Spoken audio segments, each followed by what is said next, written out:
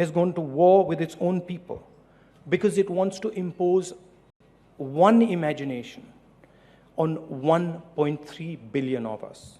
It wants to impose one singular suffocating memory on our 1.3 billion people. What is the nature of this war? Farmers are committing suicide by the thousands. The economy is decimated. The rupee is on its knees. Petrol is at an all-time high. The stock market has imploded. 12 lakh crore in non-performing assets, and the banking system is jammed shut. Unemployment is at a 20-year high. It hasn't been what it is for 20 years. The informal sector has been decimated as a result of demonetization and an extremely complex, multi-layered GST. Millions and millions of small and medium businesses have been wiped out. Public confidence is in tatters. This, my friends, is the price of hatred. Aspiration is slowly turning into anger. Dalits and tribals are agitating across the country. Minorities are under vicious attack. Our friends in the media are sacked because they criticize the Prime Minister. Gauri Lankesh is shot dead because of what she writes. Fresh thinking is unwelcome. In fact, forget about fresh thinking. They dislike thinkers. Raghuram Rajan, Amartya Sen, the list goes on. Institutions are attacked and destroyed. Supreme Court judges are compelled to go public because they feel intimidated. And in the same breath, they speak of their fears, they speak of Judge Loya. The sole qualification of vice-chancellors after vice-chancellor chosen to lead India's top universities is that they belong to the RSS.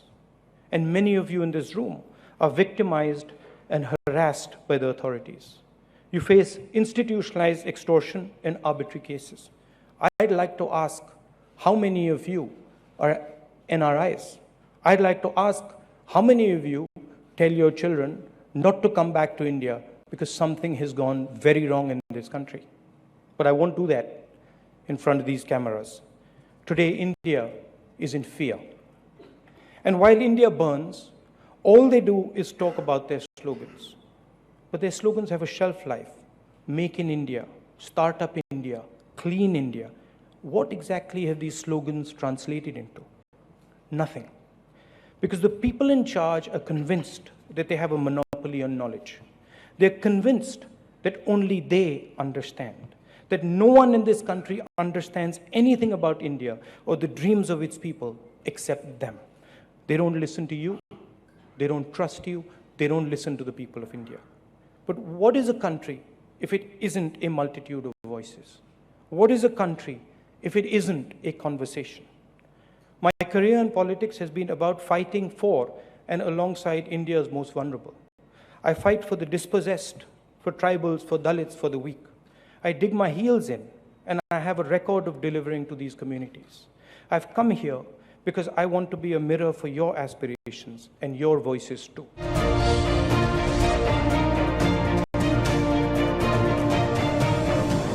I just want to touch the GST and the demonetization. Demonetization, there's nobody, no serious economist that will tell you that demonetization wasn't an irrational, ridiculous thing to do. And demonetization just wiped out 2% of our GDP. Our vision of a GST was completely different than the BJP vision. Our vision was a simplified GST, a GST that was not designed to harass. And the GST that actually was delivered was a 5-tier GST that pretty much any small and medium business will tell you that is destroying their lives. So as far as the GST is concerned, we had a different concept of the GST. And frankly, we tried to speak to the government and they really refused to listen. In fact, if that conversation had taken place with the government, you would have probably got a better GST. Are you happy with the GST now? No. You still feel there's a lot of... It's not really important whether I am happy with the GST or I'm not happy with the GST. What's important is, are small and medium businesses happy with the GST? Are shopkeepers happy with the GST? Is the backbone of the Indian industry happy with the GST? And they're not. And they clearly are saying that, listen, simplify this thing because it's killing us. Aadhaar too was an initiative of your government. Once again, the idea of Aadhaar was to support people, to help people make their lives simpler. And the visualization of Aadhaar now is one of monitoring, one of checking, one of seeing, what is everybody doing. Basically, the difference, frankly, between the current dispensation and our way of thinking is that we trust the people of India, we believe in the people of India, and we think that knowledge lies with you. And we want to listen to you, we want to understand, and we want to work off what you're saying. And as I said in my speech, the current dispensation believes that knowledge lies with them, that understanding lies with them. And they don't feel that there is a need to have a conversation at all. And the problem is that you can't run a country without a conversation. That's the only way you can run a country.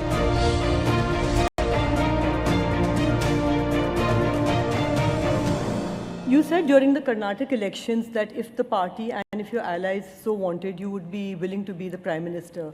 Do you still stand by that? We've had a discussion with the allies, and what we've decided is that this is a two-stage process. Stage one is we're going to get together and defeat the BJP. Stage two is once the election is over, we will decide what happens. Because we really don't know. But if they do want you, you would be willing to? If they want me, if they want me, yeah, sure, I will. Okay, coming on to some personal issues. What would you say is the difference in leadership style between you and your mother, the former Congress president?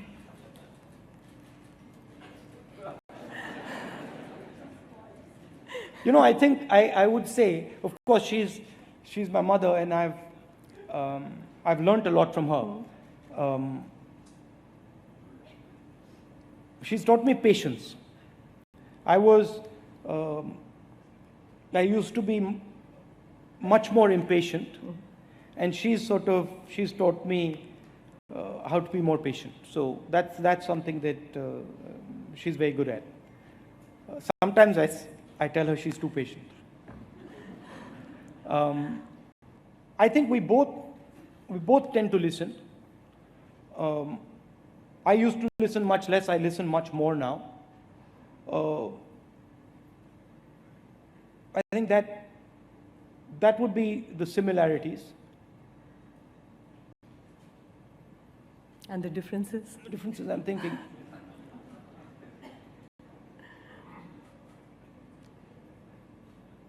She told me yesterday that she goes on feeling and I go on thinking. She goes on gut feeling and I go on thinking. I don't know if I agree with that, but I think that's part of it. See, also, how I view it is that leadership is an evolution. And it's something that is constantly changing. And you learn. You're like, okay, that didn't work, and this now, let's try this. Yeah.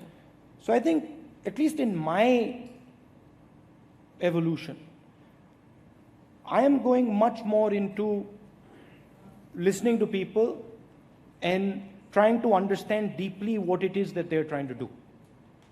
And trying to see if I can work out a compromise or work with them to get what they require done. I don't view India as different blocks at war with each other. I don't view India as you're either pro-poor or pro-rich. I don't view that. I think that every single person in this country has a stake in this country, and whether he's rich, poor, anything, he has to be listened to and he has to be worked with to create a vision.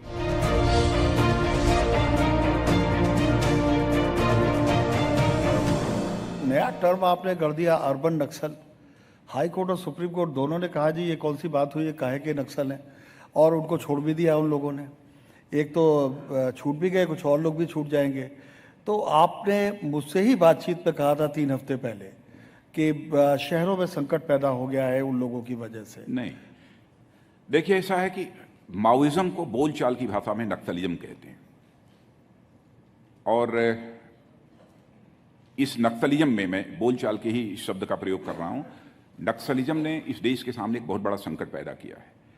इसके पहले जो हमारे मोदी जी के पहले प्रधानमंत्री थे, आदरणीय doctor Manmohan Singh ji ने, उन्होंने भी कहा था कि देश के लिए सबसे बड़ा कोई चैलेंज है तो नक्सलिज्म का चैलेंज है, और इस चैलेंज को मीट आउट किया जाना चाहिए, इस पर विजय हासिल की जानी चाहिए, ये डॉक्टर मनमोहन सिंह जी ने कहा। आज मैं यह संतोष के साथ यह मैं बात कह सकता हूं कि काफी हद तक हम लोगों को कामयाबी हासिल हुई।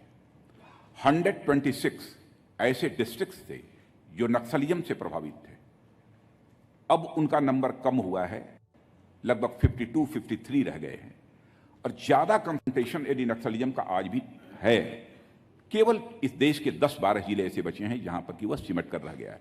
पहली बार इस आजाद भारत के इतिहास में नक्सलिज्म के फ्रंट पर यह कामयाबी हासिल हुई है, पहली बार। अर्बन नक्सलिज्म, अब उधर से भगकर कुछ लोग माओइज्म के प्रति एक आकर्षण पैदा करने के लिए इस फिलॉसफी को चलाकर लोगों को आकर्षित कर रहे हैं, या तो वायलेंस में खुद इंडल्ज हों अथवा वायलेंस को पूरी तरह से सपोर्ट करें, प्रमोट करें। तो इतनी बात मैं दावे के साथ कहना चाहता हूं अपनी गवर्नमेंट के संबंध में, जिसको जो कहना है उसकी आइडियोलॉजी, उसकी फिलॉसफी डिफरेंट हो सकती है, भले ही हम उससे सहमत हों ना हों, सब चलेगा, लेकिन किसी को वायलेंस इस देश में प्रमोट करने की इजाजत नहीं दी जा सकती।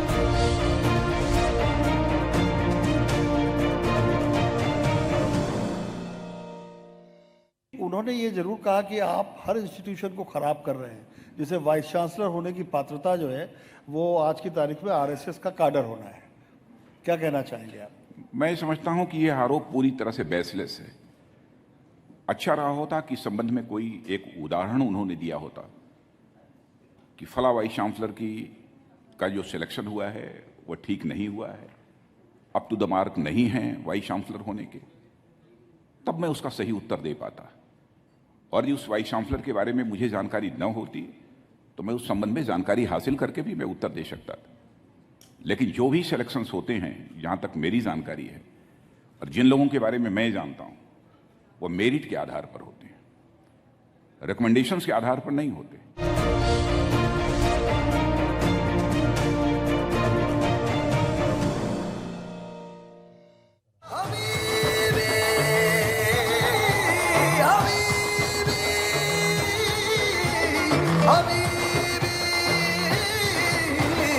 जब से पहना है मैंने ये इश्क सहरा, खली बली हो गया है दिल, दुनिया से मेरा खली बली हो गया है दिल, खली बली हो गया है दिल, दुनिया से मेरा खली बली हो गया है दिल।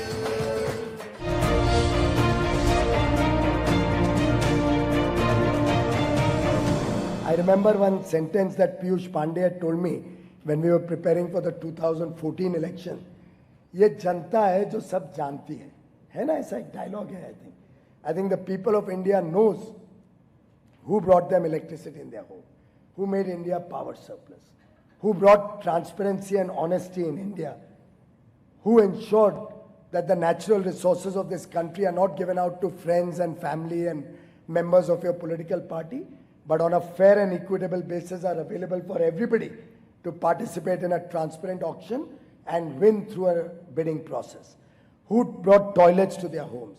Who brought a Pradhan Mantri Awas Yojana in which you can get a 6 lakh rupee loan, and most parts of India, may not be Mumbai, Delhi, most parts of India in 7-8 lakh rupees, you can get a decent home with a toilet, with electricity, with water, taking a 6 lakh rupee loan from a bank in which you will get 6.5% interest subvention for 20 years.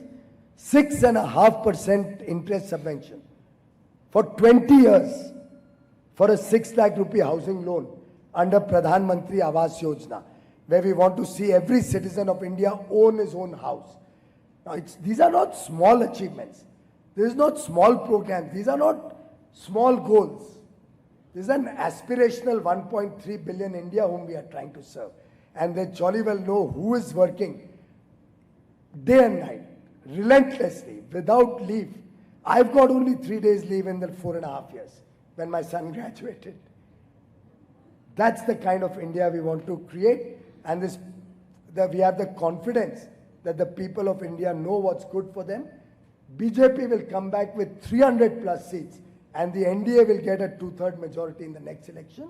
I'm making that prediction at the Hindustan Times Leadership Summit. You can judge me for my leadership qualities in May 2019 after that.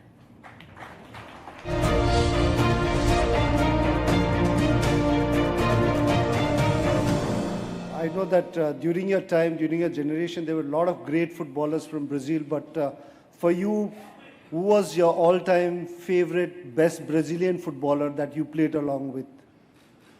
I have a lot to play with the good players.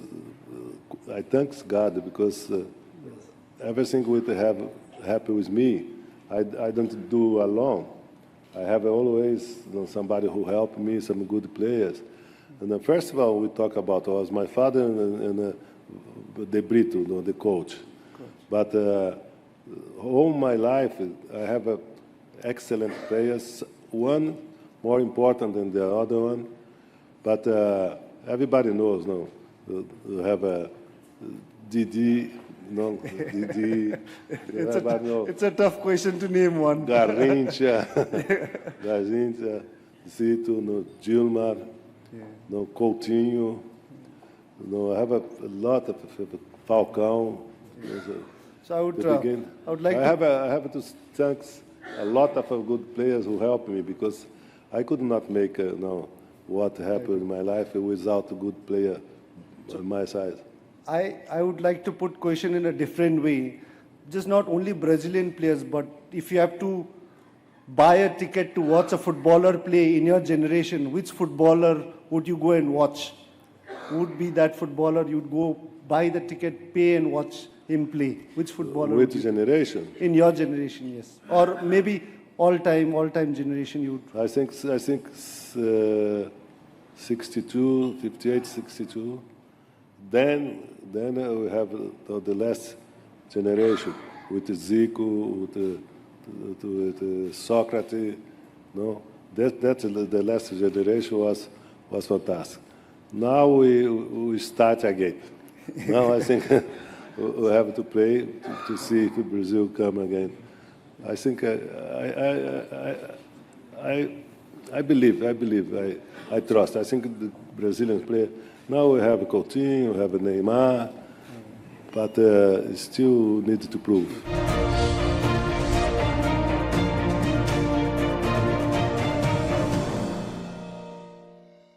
Amish, we've talked often about your books, and you've made it very clear that there is this whole, you're reimagining the epics, you're reimagining the narrative of the epics, and you're sort of contemporizing them, putting in issues there, and you're sort of, in a way, even reintroducing all of us to Vedic wisdom.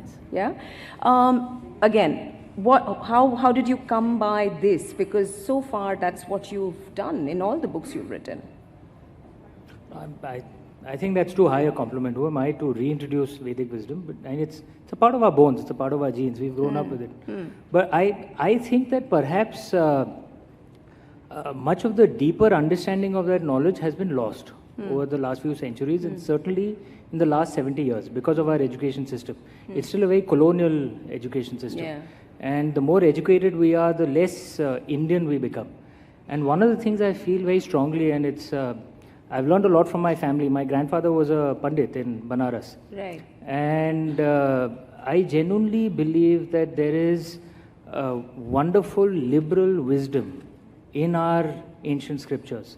And we can, it's one of the things I've said publicly very often, that one of the misfortunes of India is many of the liberals in India have not realized that our ancient culture is actually their biggest ally.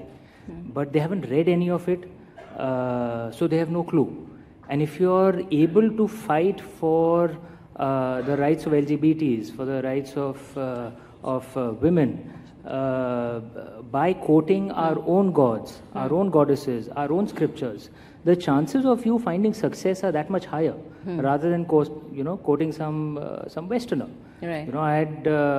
I'd said this at an event somewhere. I don't do too many events, but I'd said this at an event somewhere. This was pre Section 377 being repealed, and I'd quoted this wonderful line, Purush napunsak nari va jiva charachar koi, sarva bhava bhaja kapat taji mohi param priya soi. That any man, any woman, any transgender, any living being, any plant, any animal, if you give up deceit and you come to me, you are all my people. Guess who said this? It's a wonderful line, right? Yeah. In tune with the liberal ideology today. Guess who said this line? Any guesses? Any guesses?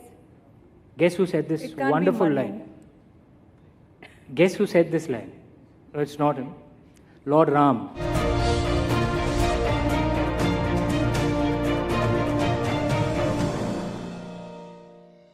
You joined Santos at the age of 15, but in 2 years, at the age of 17, you were called for 1958 World Cup squad for the Brazilian team. So how did you get that call? Do you remember who called? Where were you when you got that first call for the national team for Brazil? How was it? I remember it was a little difficult to me to understand because, as I mentioned here before, my father and the Brito, they used to play in the same team back. And then, to me, the Brito was good, but my father got mad with me. Then, the president of Santos, he was a deputy. He called, I'm going to remember the name. He was a president, he was a deputy, Atier George Cury. Atier George Cury. He was a friend of my father in São Paulo. He said, listen, your son is in a good moment. He has 15 years. It's a good moment to come to make one test in Santos. Santos is a new team. But my father said, but he's too young. Then the deputy, no, he have to start now. Then my father was, that time, was a Corinthians from São Paulo. My father, no, I'm going to take him in Corinthians. I didn't know what they discussed there. Then my father said, listen, the president of Santos, they want to take you to make a test in Santos. You prefer Corinthians or prefer Santos? I start to look for my father, look for president. Father, you're going to be mad with me if I go make a test in Santos. He said, no, you have to go to the Corinthians. then I said, no, I'm going to make a test in Santos because Santos has a lot of young players, Yeah. Corinthians was a big name already, no? Then God put me in Santos. That's one more souvenir from God. From Santos on, then I come. And then one year later, was the World Cup. I completed 17 years old. I was selected for the Brazilian team. Then I was selected for the Brazilian team to go to Sweden for the first World Cup. First of all, when I saw my friends come to say, listen, you are selected for the national team of Brazil. I say, no, you are joking. This is a joke. I don't trust the guy. Then I come to my house. This was in the street. I come to my house. I say, Father, my friends, they say I was selected for the national team. They said, yeah, they have they're gonna take 5 young players. You gonna be one. I say, Father, but Sweden, I don't speak Sweden. He said, shut up. You don't need to speak Sweden. I said, no, serious. He said, serious. Then it was the first time when I heard about the national team of Brazil. Then I went to the national team, which is 17 years old.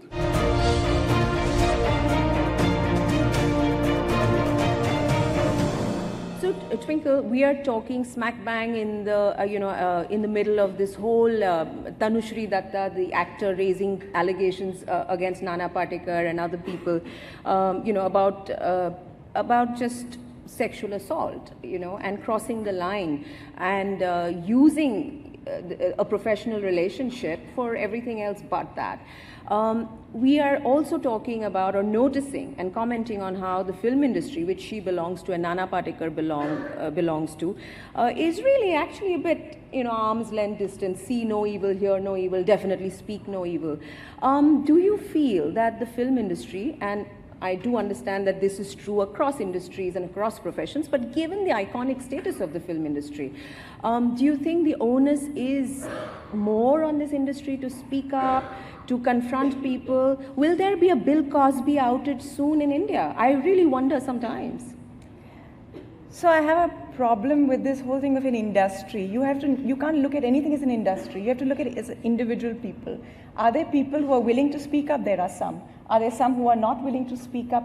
That's fair enough. So that's across the board. Right. I don't think that just because they're in the limelight, every finger has to be pointed.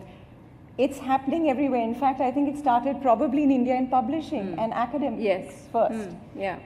So there's definitely, what I feel is that what has been happening all these years where there was oppression on one side was completely an unnatural situation. The pendulum will swing right to the other side before it comes into equilibrium. So there will be collateral damage, and there should be.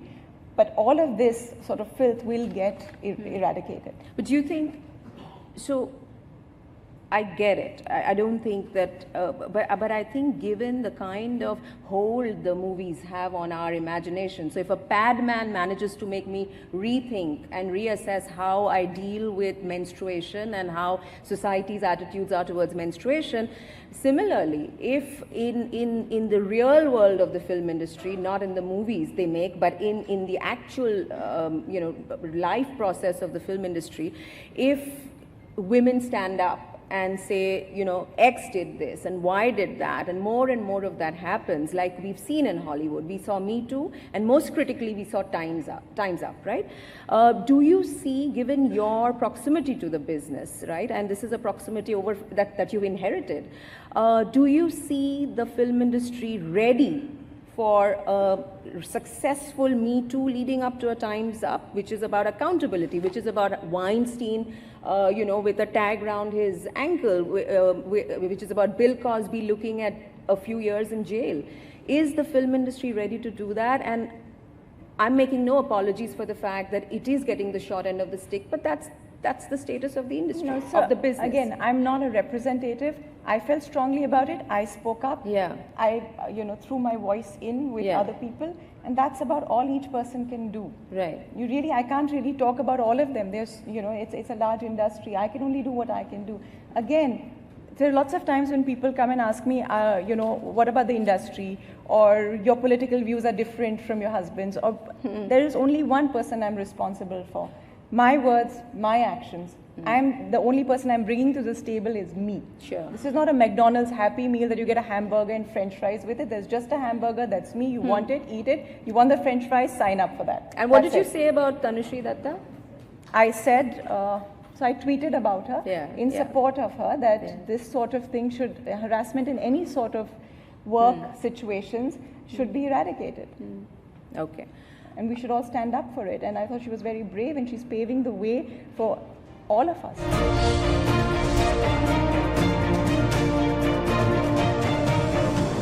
There's a big debate across the world about who's better, Messi or Ronaldo. I know it's a difficult question. I know you would like to answer not. So what do you think, Messi or Ronaldo? Who do you think? This is biggest debate all across the world football that's happening. Listen, it's difficult to say because the people, when they love something, love football, the fanatic, he doesn't want to know which position. He likes the players. For example, Messi is completely different style than the Ronaldo. It's difficult to compare. In my time, a lot of time they compare Pelé with George Best. No, Pelé with George Best is almost the same. George Best was good player, excellent player, but it's difficult because Ronaldo have one style of play. He's a forward, center forward.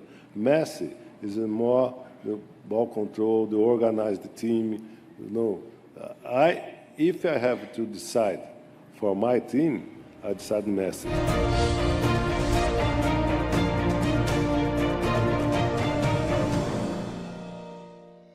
Politically, everybody's been attacking you. The BJP is attacking you. The AIDMK, of course, there is little love lost between you and the current state government. Do you sometimes feel that, you know, this was avoidable? Well, I'm not into the business of PR. Wow. So I'm not. I'm saying what is right for the state, and it is going to irritate some people.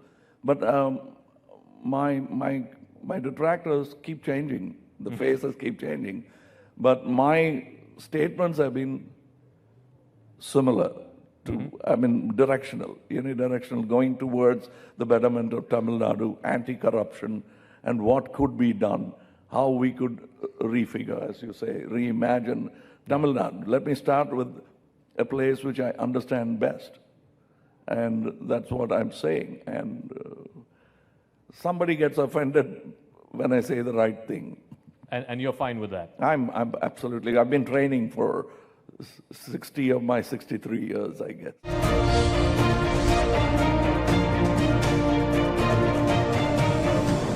Also, when it comes to speaking up, Deepika, an issue that's recently been hitting headlines is about the Me Too movement, not just in the film industry, but all workplaces for where women are standing up and, you know, talking about any harassment that they may have faced. What do you both have to say as artists, as people who, you know, who work for a livelihood where both genders exist and have parity? What are your views about the Me Too movement? Well, I think harassment per se, just harassment is wrong. Yeah. Harassment of anyone. Women, men, any person being harassed is wrong, whether it's in the workplace, whether it's in a public place, on the street, at home. Sure. Harassment is wrong. Right now there's something that's happened, you know. Right now there's all kinds of speculation. But if it has happened, then it takes a lot of courage for somebody to come out and speak about it. You know, you've been through a very disturbing experience. Yeah. It takes courage to speak publicly about it, and therefore you must consider what this person is saying. Yes. But it's inconclusive yet, so here we are speculating about what actually happened. But if it has, it's absolutely wrong, and I condemn it emphatically. And yeah, I mean, I see it as it's beyond gender and all. Harassment of any kind, you maliciously act out against anyone, it's absolutely wrong. Your views, Deepika? Absolutely. I think for me, the Me Too movement is not about gender. It's about the victory of right over wrong. Yeah. You know, so I think anyone who faces any sort of discrimination or any sort of abuse, I think we as people must support that person. It's not about a woman or a man or, you know, female versus male. Let's not, you know, sort of complicate or get confused in that conversation. I think the Me Too should not be only about gender. Yeah. It's about right versus wrong.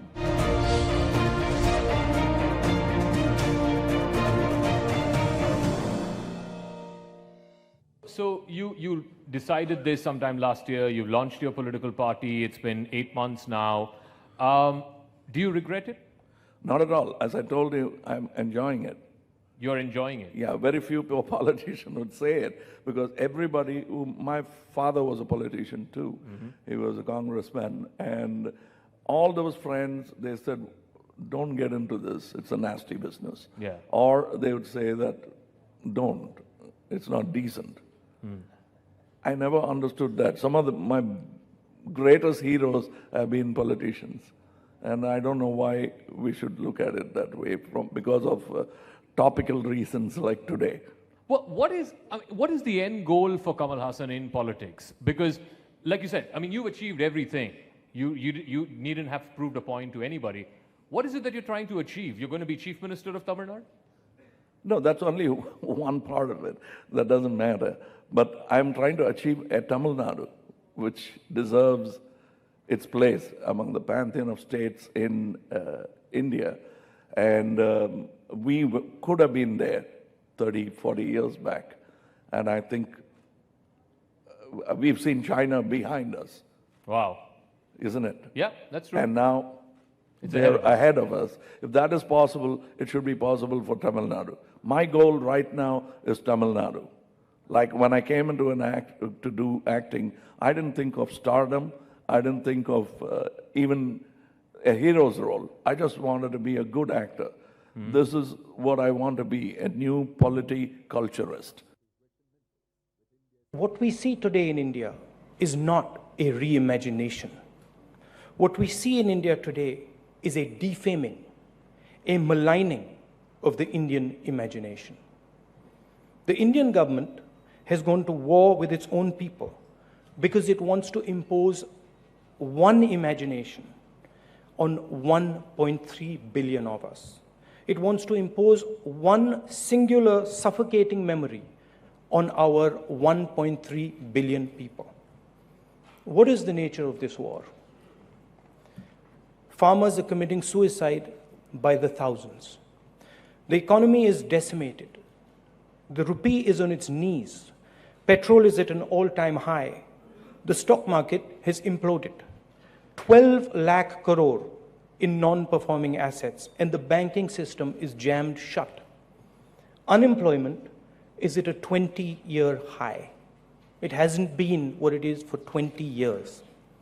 The informal sector has been decimated as a result of demonetization and an extremely complex, multi-layered GST. Millions and millions of small and medium businesses have been wiped out. Public confidence is in tatters.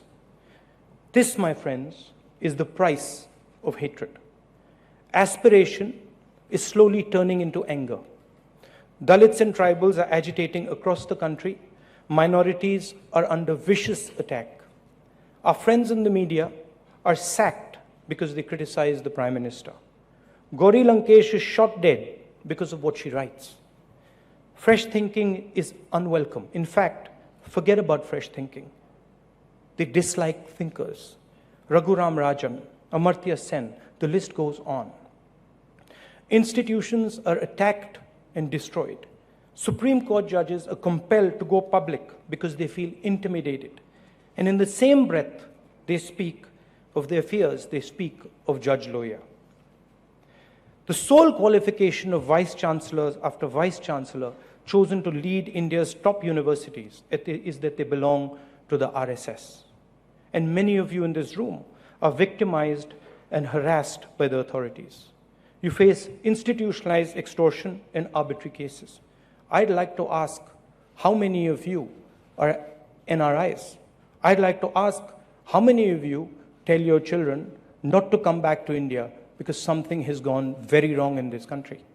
But I won't do that in front of these cameras. Today, India is in fear. And while India burns, all they do is talk about their slogans. But their slogans have a shelf life.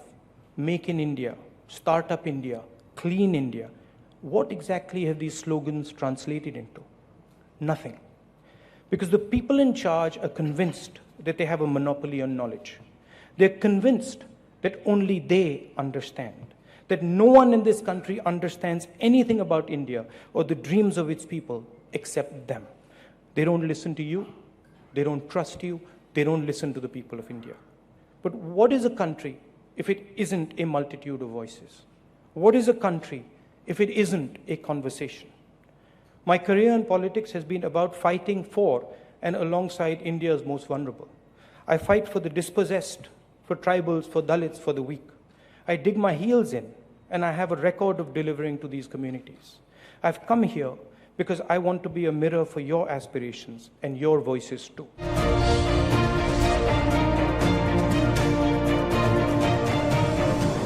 I just want to touch the GST and the demonetization. Demonetization, I mean, there's nobody, no serious economist that will tell you that demonetization wasn't an irrational, I mean, ridiculous thing to do. And demonetization just wiped out 2% of our GDP. Our vision of a GST was completely different than the BJP vision. Our vision was a simplified GST, a GST that was not designed to harass. And the GST that actually was delivered was a 5-tier GST that pretty much any small and medium business will tell you that is destroying their lives. So as far as the GST is concerned, we had a different concept to the GST. And frankly, we tried to speak to the government and they really refused to listen. In fact, if that conversation had taken place with the government, you would have probably got a better GST. Are you happy with the GST now? No. You still feel there's a lot of... It's not really important whether I am happy with the GST or I'm not happy with the GST. What's important is, are small and medium businesses happy with the GST? Are shopkeepers happy with the GST? Is the backbone of the Indian industry happy with the GST? And they're not. And they clearly are saying that, listen, simplify this thing because it's killing us. Aadhaar too was an initiative of your government. Once again, the idea of Aadhaar was to support people, to help people make their lives simpler. And the visualization of Aadhaar now is one of monitoring, one of checking, one of seeing, what is everybody doing. Basically, the difference, frankly, between the current dispensation and our way of thinking is that we trust the people of India, we believe in the people of India, and we think that knowledge lies with you. And we want to listen to you, we want to understand, and we want to work off what you're saying. And as I said in my speech, the current dispensation believes that knowledge lies with them, that understanding lies with them. And they don't feel that there is a need to have a conversation at all. And the problem is that you can't run a country without a conversation. That's the only way you can run a country.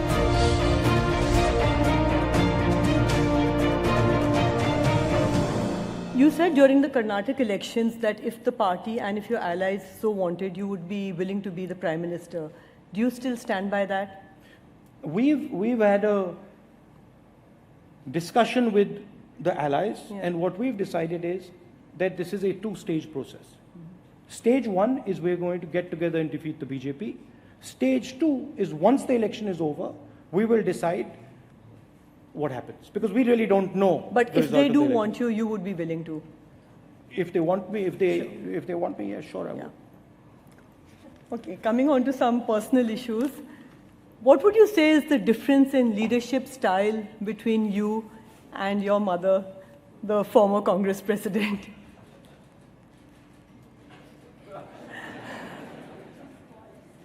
I think I would say, of course, she's my mother, and I've learned a lot from her. She's taught me patience. I used to be much more impatient, and she's taught me how to be more patient. So that's something that she's very good at. Sometimes I tell her she's too patient. I think we both tend to listen. I used to listen much less. I listen much more now. I think that would be the similarities. And the differences? The differences, I'm thinking.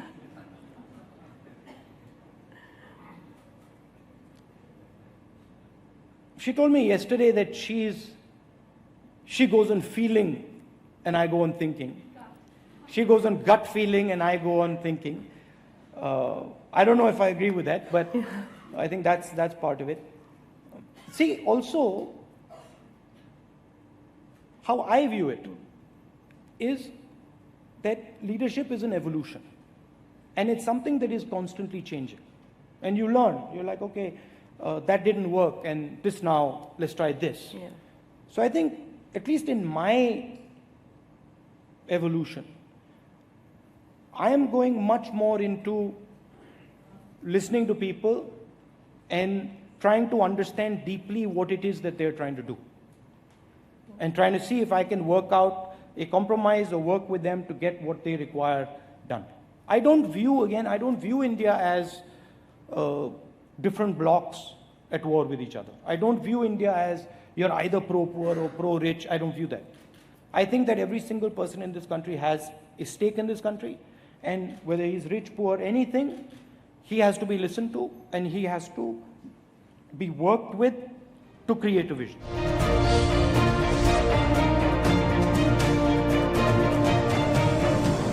नया term आपने कर दिया urban नक्सल।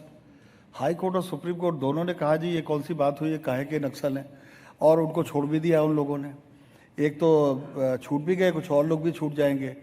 तो आपने मुझसे ही बातचीत में कहा था 3 हफ्ते पहले कि शहरों में संकट पैदा हो गया है उन लोगों की वजह से। नहीं, देखिए ऐसा है कि माओइज्म को बोलचाल की भाषा में नक्सलिज्म कहते हैं, और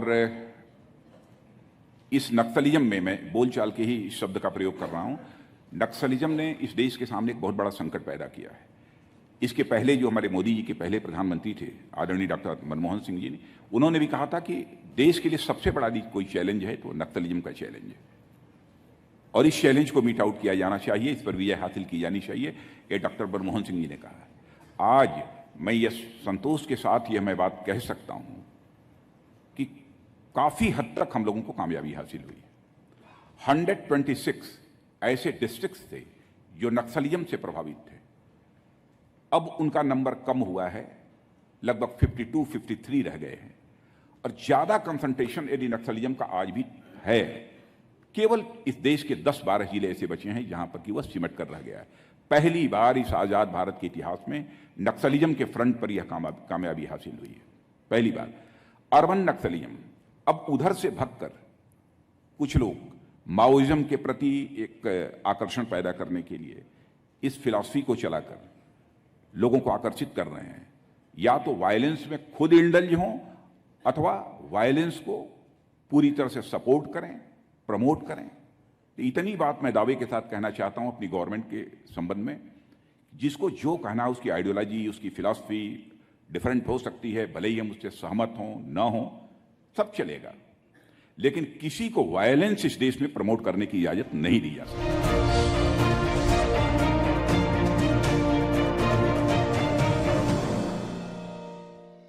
उन्होंने ये जरूर कहा कि आप हर इंस्टीट्यूशन को खराब कर रहे हैं, जैसे वाइस चांसलर होने की पात्रता जो है वो आज की तारीख में आरएसएस का काडर होना है। क्या कहना चाहेंगे आप? मैं समझता हूं कि यह आरोप पूरी तरह से बेसलेस है। अच्छा रहा होता कि संबंध में कोई एक उदाहरण उन्होंने दिया होता कि फला वाइस चांसलर का जो सिलेक्शन हुआ है वह ठीक नहीं हुआ है, अप टू द मार्क नहीं है वाइस चांसलर होने के, तब मैं उसका सही उत्तर दे पाता। और उस वाइस चांसलर के बारे में मुझे जानकारी न होती तो मैं उस संबंध में जानकारी हासिल करके भी मैं उत्तर दे सकता था। लेकिन जो भी सिलेक्शंस होते हैं, जहाँ तक मेरी जानकारी है और जिन लोगों के बारे में मैं जानता हूँ, वो मेरिट के आधार पर होते हैं, रिकमेंडेशंस के आधार पर नहीं होते।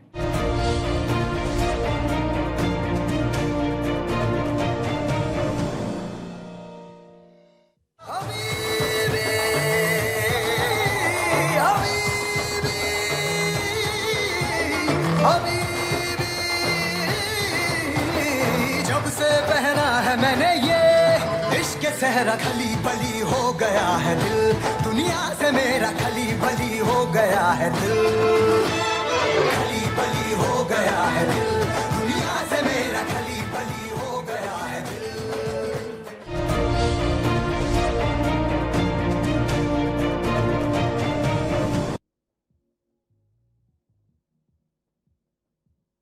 Please be seated, ladies and gentlemen. Those of you outside the hall, may I request you to please come in and take your seats.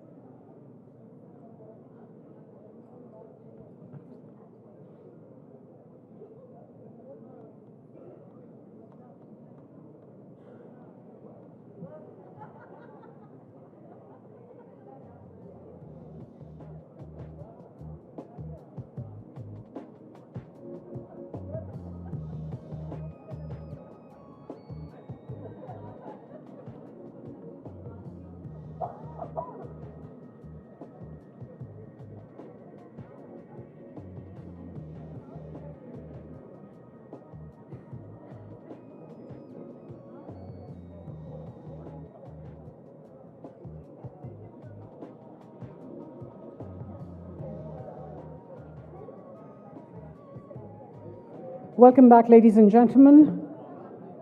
Our post-lunch session on capturing the magic moment that has the legendary Raghu Rai, photographer and associate at Magnum Photos, conversing with one of the most iconic voices of contemporary photography, Steve McCurry.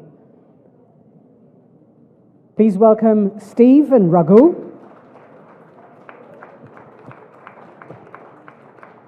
As I mentioned earlier, please write down your questions legibly for our moderator to ask them.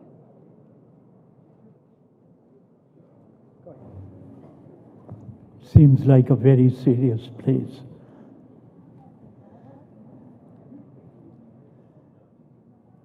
Can I begin with something totally different than the statistics about fashion, about life, about politics? I'll get up and do two types of namaskar. They are not yogic exercises, so please don't misunderstand me. One is this namaskar. The other one is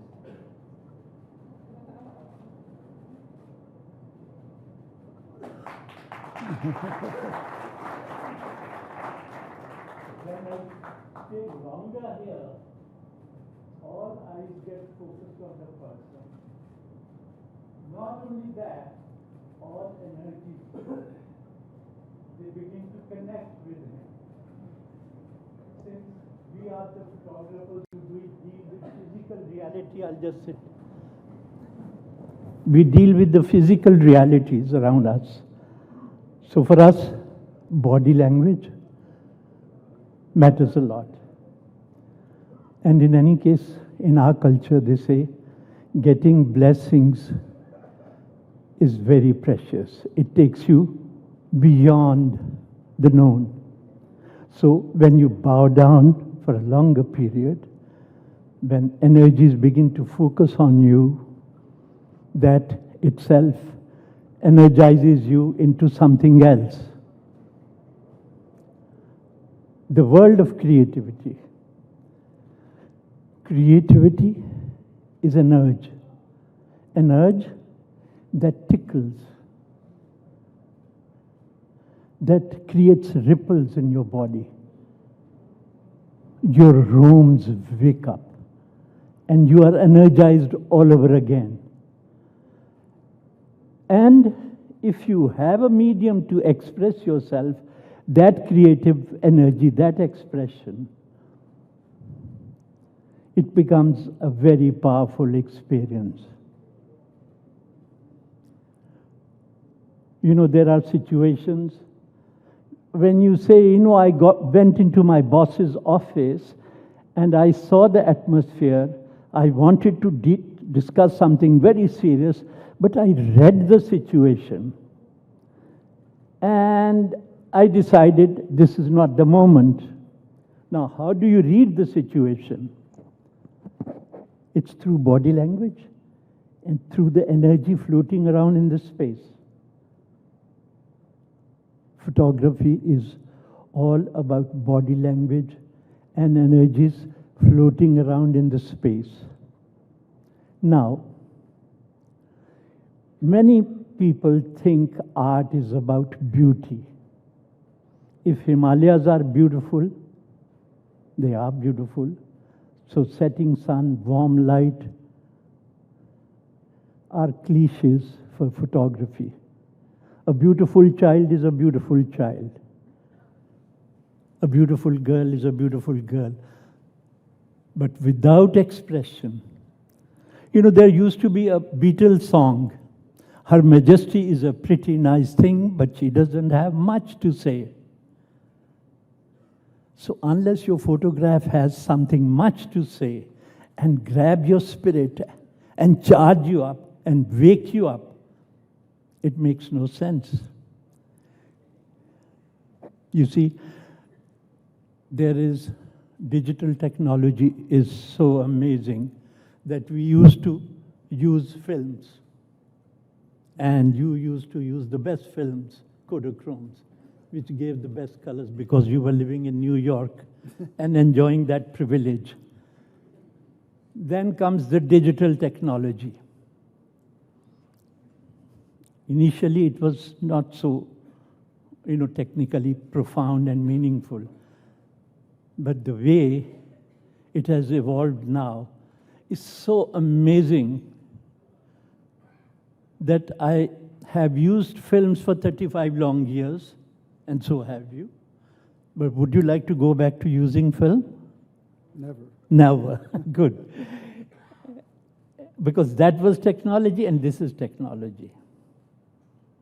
Now, the programming in digital world is a very common word. God has been installing the biggest computer in our heads, which is so amazing, and the space it has and can be extended without any problem. But what is problematic for creativity and creative urge? That this guy who has sights, sounds, ideas, philosophies, everything, controls every movement of yours and doesn't let you connect with the situations, with the realities 100%.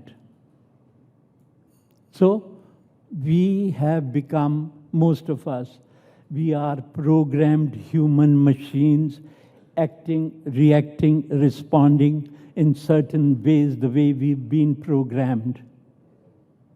But may I say that creativity lives beyond concepts, beyond ideas, and even beyond philosophies. Because philosophies, even philosophies, are born later on. It's a moment of experience and realization when you go through an experience and you say, oh my God, this is what it was. And then you begin to put it in words, and that is philosophy. But in creativity, sometimes people ask us, what were you thinking when you were taking this picture? Isn't it? We were not thinking anything. Because when you think, the thoughts take over. Now, let me deviate a bit. Realizations become thoughts, thoughts become ideas, ideas become slogan when they are repeated. And if slogans are repeated without being fulfilled, that becomes politics, as we know. So, somebody says, I look at the world feelingly. Most of the time, our eyes are connected to this computer here, who controls us. But when we connect our eyes to the heart that we have, that throbs by itself for itself, and at moments misses a heartbeat, because the world has offered something so unique in front of you. And these are the creative, magical moments. Now, as I said, that art is not about beauty. Art is about human expression and human energy. The current human energy has. The power of expression is far more powerful than the beauty of Himalayas that you can see once, twice, and then you see what next. So the expression, and if expression is mixed with beauty, is even better. And I would like to say that Steve has managed to do that magic, expression with beauty, and I am very jealous of it. This guy comes to India and steals away all the good pictures. Well, it's a great honor to be here. It's even a greater honor to be here on this stage with Raghu. Raghu's, I think when I was starting photography, he was one of the photographers I looked to, along with other photographers like Henri Cartier-Bresson and Andre Cortege. But I think that when I think of India, my images that come to mind are pictures of Raghu's. But unlike Raghu, I decided to sort of wander the world for the last 40 years. And I would say most of my work is really in South Asia. I would say Afghanistan to the west. But why have you left your own country out of this? Well, I was going to continue. So most of my work is in South Asia, but I've worked extensively in Africa, Europe, Russia, China. I think of myself more as a poet or an artist, and I think that you have to follow your own heart and your own gut, your own intuition, and photograph, if you're a photographer, or write whatever your muse is.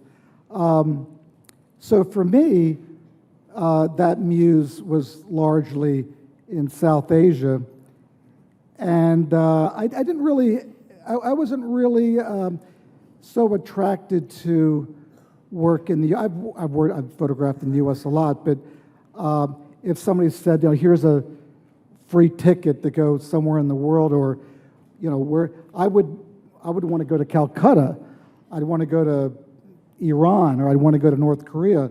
I would not. My first choice would not be Cleveland.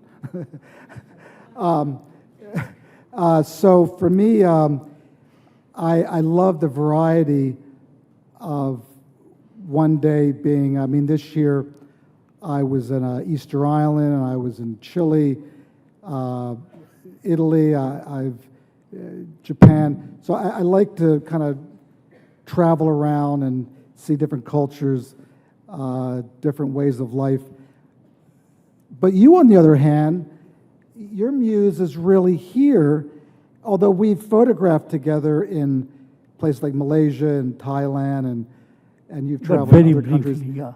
But probably 99% of your career has been right here in India. Now, you're really lucky in that there's such a depth of culture, and that, you could spend 10 lifetimes absolutely traveling around this country and still really not get to the core. I feel I've been here probably maybe 80 times. And I haven't seen most of this country. But I'd like to ask you, what has been your why haven't you felt compelled to go and travel other countries and photograph other places? Because for me, I like that variety. I like to see how people do things differently in Africa or South America or whatever. Well, I'll say you are a flirt, going all over. But in your flirtations, you have your moments of love as well, for sure. But for me, India is my whole world. And also, initial years when I started taking pictures, not that I wanted to become a photographer, but it happened to me, and then people saw some of my early pictures and they said, oh, that was good. So I would say, really, that is good? And I used to be so shy that I never wanted to go abroad. I never wanted to go out of Delhi. But gradually, I began to shoot within my own country. And once in a while, I'll go abroad and feel it's not the same. But now, as an Indian shooting in my own country, I think you're right, one lifetime is not good enough in a culture like India, which is so ancient, which is so amazing, and yet on the move, and so contemporary, and so wonderful. The things are happening, the changes that are taking place in our society, worth recording. So the whole world is, for me, is India. But also once in a while, like we work together with foreign publishers, I have been shooting off and on. And now I am almost ready with a good book on the world that I have traveled to. The neighborhood here, you could literally drive from Delhi to Kabul in, I don't know, maybe 2 or 3 days. And then north to Tibet, you have Burma. It's such a rich area of the world that, I found myself starting my sort of photographic career in India, and then kind of went into Afghanistan, which really was the big break in my career. But 40 years later, this is really the heart of my beat, of my work. Tibet is so close, and it's so influenced by India.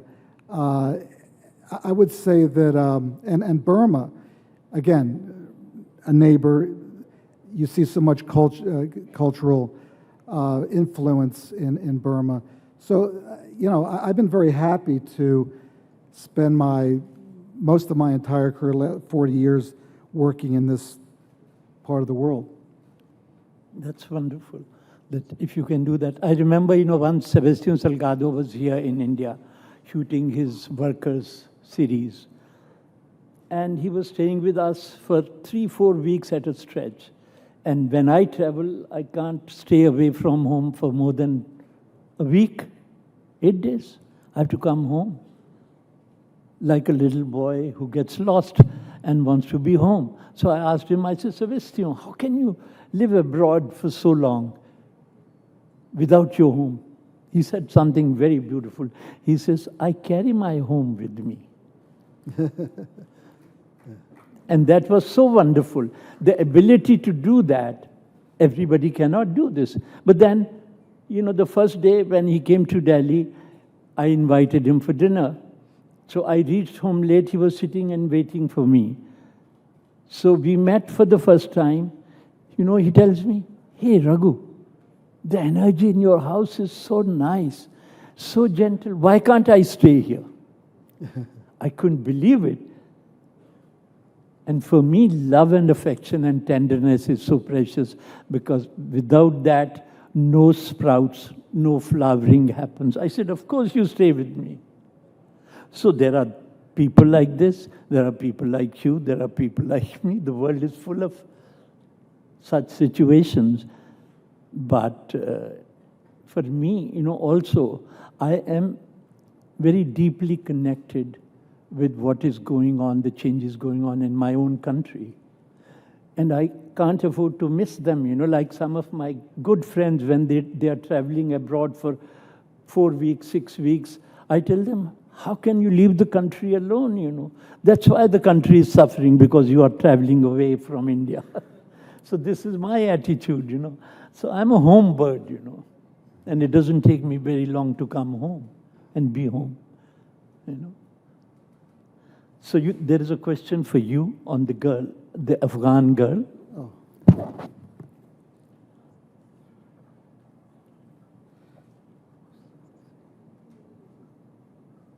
Oh, well, the question's about the Afghan girl, which is not a surprise. It just happened to be, I was doing a story on the Afghan-Pakistan border, actually in 1984, And there were literally hundreds of refugee camps up and down the border. I was in one camp one morning and was literally on my way to lunch, and I heard these voices coming from a tent, which happened to be a girls' school. So I walked into the tent, and before I even had a chance to ask permission, I saw this little girl in the corner, which had these incredible eyes, and I knew instantly this was the only picture I wanted to make that day in that tent. So I asked the teacher for permission.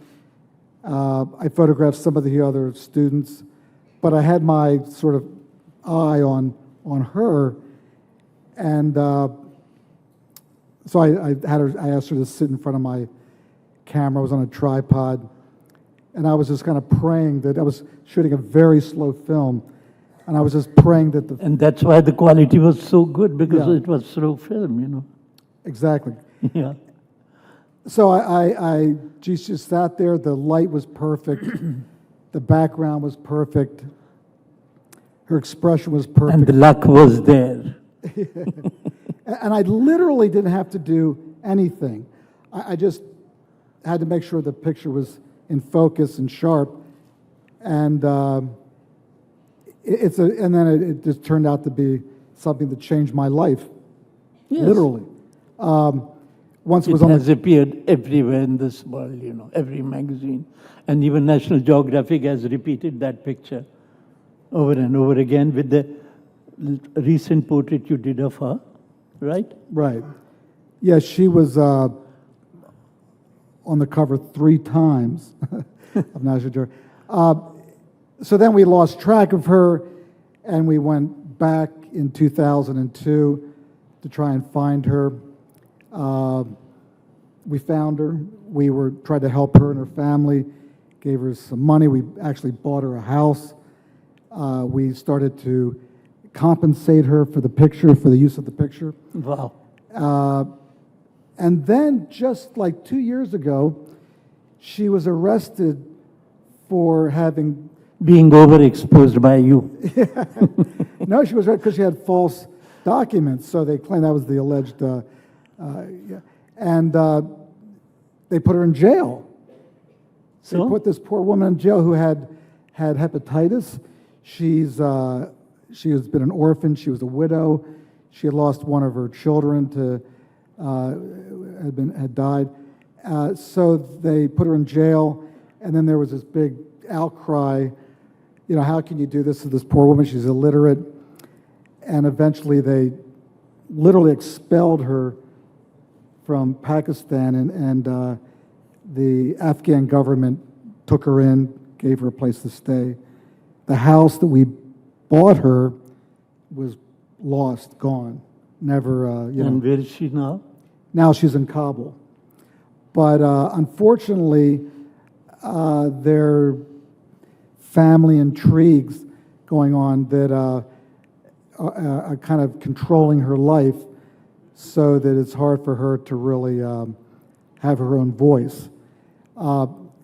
If things had been different, she could have been a UN ambassador. I mean, she would have been a great person to represent refugees around the world. So. Yeah, thanks. Priya says, why is that some people carry 100 kgs in reality, but photographs are not so good? And some people, without carrying so much weight, can produce charming works. I'll answer this. Even donkey carries a lot of weight. So, you know, carrying weight is not good enough, but depends on the kind of assignment you're doing. If you're doing a big long-term assignment where you might need big lenses and small lenses, that happens.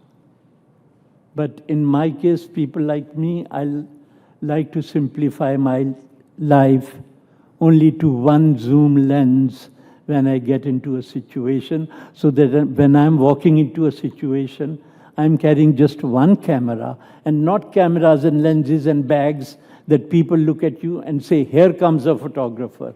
I don't want to look like a photographer. I want I like to just say that we actually use the same camera and the same lens, which I didn't really know that until yesterday, but Raghu generally uses one camera, one lens, and that's why when I go out shooting, that's all I have is just that one camera. And it's for no camera bag, no tripod, no lights, just very, very minimal, very simple. I think also with the age, you learn quite a few things to shed unnecessary weight. Doesn't have anything to do with age. It has to do with knowing the great Henri Cartier-Bresson had one camera and one lens. And I think if you kind of, with experience, you can work very light. Can you please come and read the questions, Yeah. Sorry, please carry on. No, I was just saying, I think that, I think you know what you're after, and I don't think you need a lot of equipment to achieve that goal.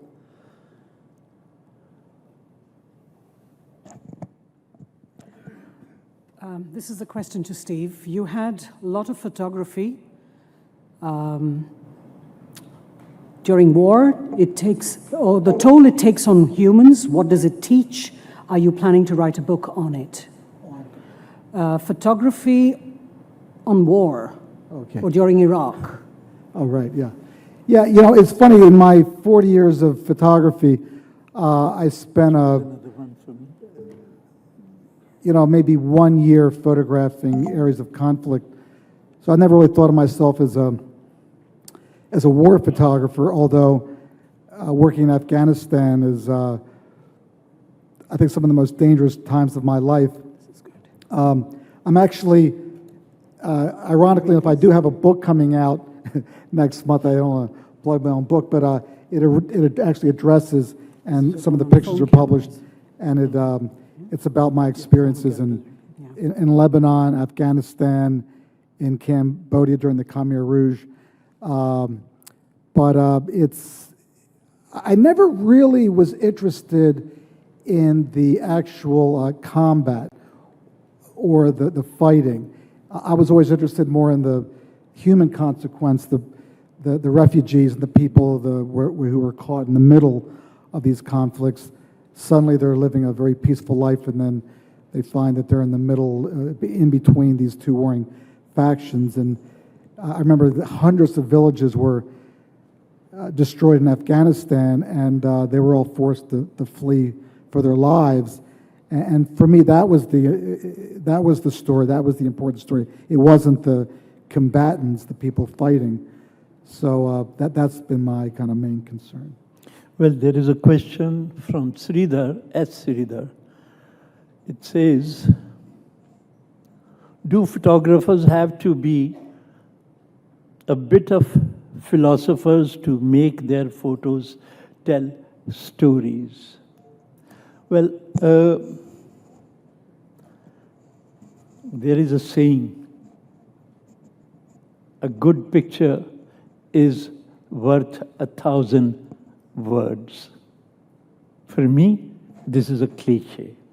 1,000 words can be a lot of noise. How about some silence? You see, we have been brought up on some of these statements, which sound so good, and we get excited about it. Oh, my picture says a lot. There was one photographer who used to say, every picture that I take has a story. So one day I asked him, is it worth sharing with anybody? Is the question. Now, philosophy, what is philosophy, which I explained earlier also? Our daily lives are based on certain relationships, emotions, and energies. And if we begin to feel and understand that world of energy and relationships, then it acquires bigger meaning, and which can be converted into some deeper sense of philosophy or an idea which is born out of this experience that you've captured. I mean, photographing Mother Teresa was something so unique for me that every time she almost questioned my existence. You know, I was first time when I met her, she was hardly known in 1970. And the mother that I met in 70 and the mother she left us was the same mother. She never fluctuated as a human being. She never flickered her intensity of faith. So, you know, 4 days I was shooting, and she says, tomorrow you don't come. I said, why not, Mother? She says, tomorrow is my Easter day, and I'll be in prayers, and I don't want any photographers to be moving around. So I was devastated, and I said, Mother, but you say you have two very important missions. A, that you do seva, you look after the poorest of the poor, and the second is when you have done your seva, you want to connect with the Lord and you want to rejuvenate yourself.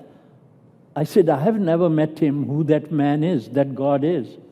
But when you sit in prayer, he lands in your eyes. I have photographed you doing seva. That is half of the story. The other half is when you connect with the Lord. I said, the other half is left out, Mother. So she says, all right, with one condition. You come tomorrow and you will sit at one place. So I go there in the morning. She says, oh, you come in. She takes me into the chapel. She makes me sit in one corner. She says, you sit here. I said, yes, Mother, because that's the promise I had made. So Mother goes into, her prayer, and through prayer, I could see she's connected. And it was an amazing experience. So I was sitting on the side. I can't see her face. I get up, I go in front, I take my pictures, quietly come away. And then finally she gets up to kiss the feet of the Christ, which was 30 feet away. And I said, oh my God, what do? I get up again and I do my photography. Mother comes out, I come out, I go, and I fold my hands. I said, Mother, I'm sorry, I couldn't keep my promise. You know what she said? She says, God has given you this assignment. You must do it well. So these are the blessings, So philosophies and blessings, everything works together. Is the time up? Almost. Almost. If I could just push in one question. This is for Steve. In the age of phone cameras where everyone has become a photographer and there are apps to edit and make perfect what is not, what do you have to say about a plastic world with no real stuff? Archana Dalmia. I'm actually a big fan of cell phones, and I have every day I photograph with this camera that I'm holding right now, and I think they're I've published some of these pictures in books.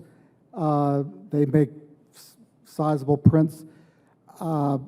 There are photographers who are doing very serious work with cell phones. I think that the quality of this is probably as good as the camera I was using 40 years ago. I can certainly work at much lower light. So I'm a big fan. So the pressures are less. Yeah. Thank you so much. Ladies and gentlemen, Steve McCurry and Raghu Rai. If I could request Mr. Rajiv Biotra, CEO Print HD Media, to please come up and present small tokens of appreciation to Raghu and to Steve. Wow, thank you. Thank you very much. Thank you.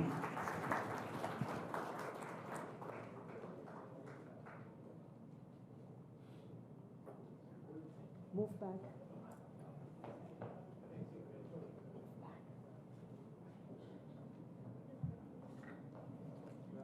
A photograph, please. Steve. Thank you very much. Ladies and gentlemen, Steve McCurry and Raghu Rai.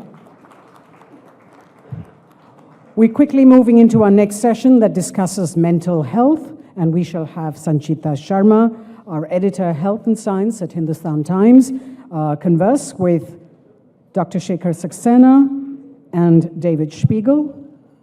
So please write down your questions and we'll have them sent to the moderator.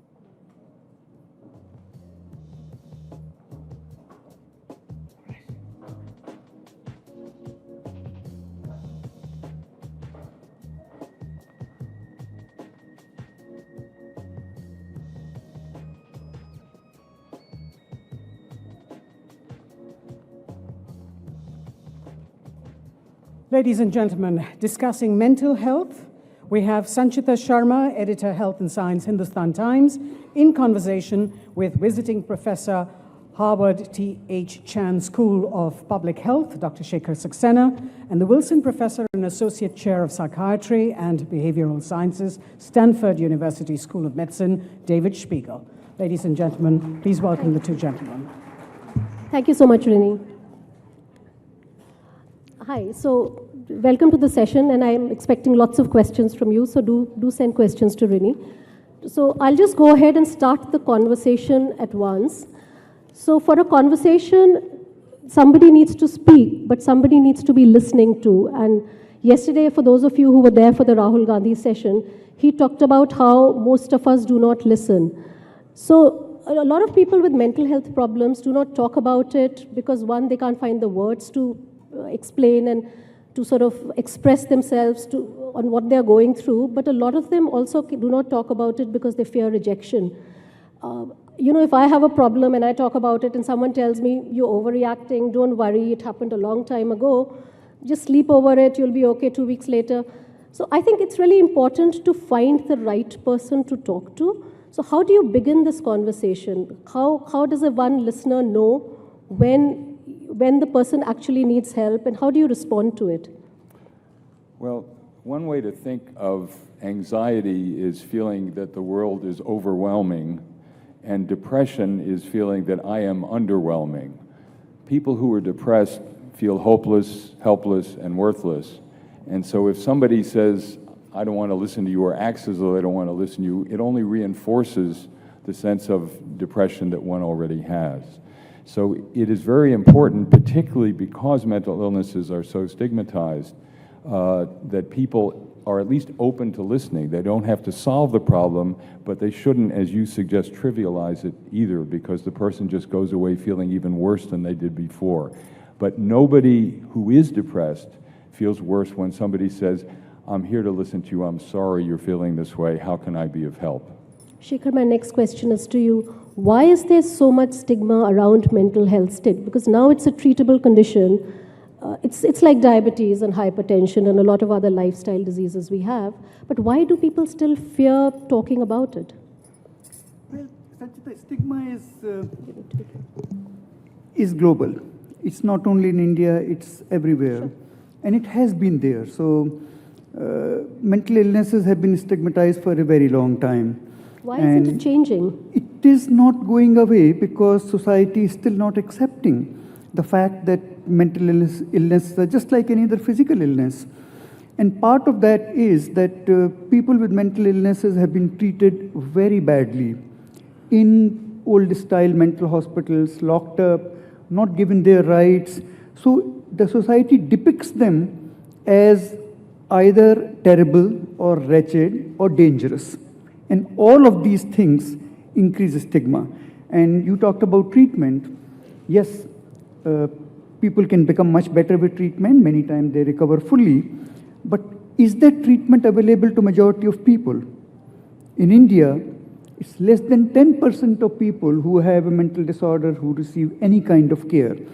And when it comes to mental health, all countries are developing countries, because even in the highly developed, high-income countries, only 50% of people with depression are being treated. So it is a global problem, the mental illness itself, and the stigma and the reluctance to talk about it is inbuilt in our societies. It is decreasing, but far too slowly. Okay, the signs are often not very obvious. I mean, typically people think a person who's depressed is going to cry, you lose sleep. Sometimes they're not visible at all. So how can you identify mental illness at an early stage so that can be identified, you go for counseling, you go for treatment? I teach the medical students at Stanford to listen to your own emotions when you're talking to someone. So when you're with someone who's anxious, how do you feel? You often feel anxious yourself. So note that you're feeling anxious, maybe the person I'm talking to is really anxious. But depression is different, and this is trickier. When you're listening to a depressed person, you often get angry at them. You want to take them by the neck and say, come on, it's not that bad, you're just stuck in it, get over it.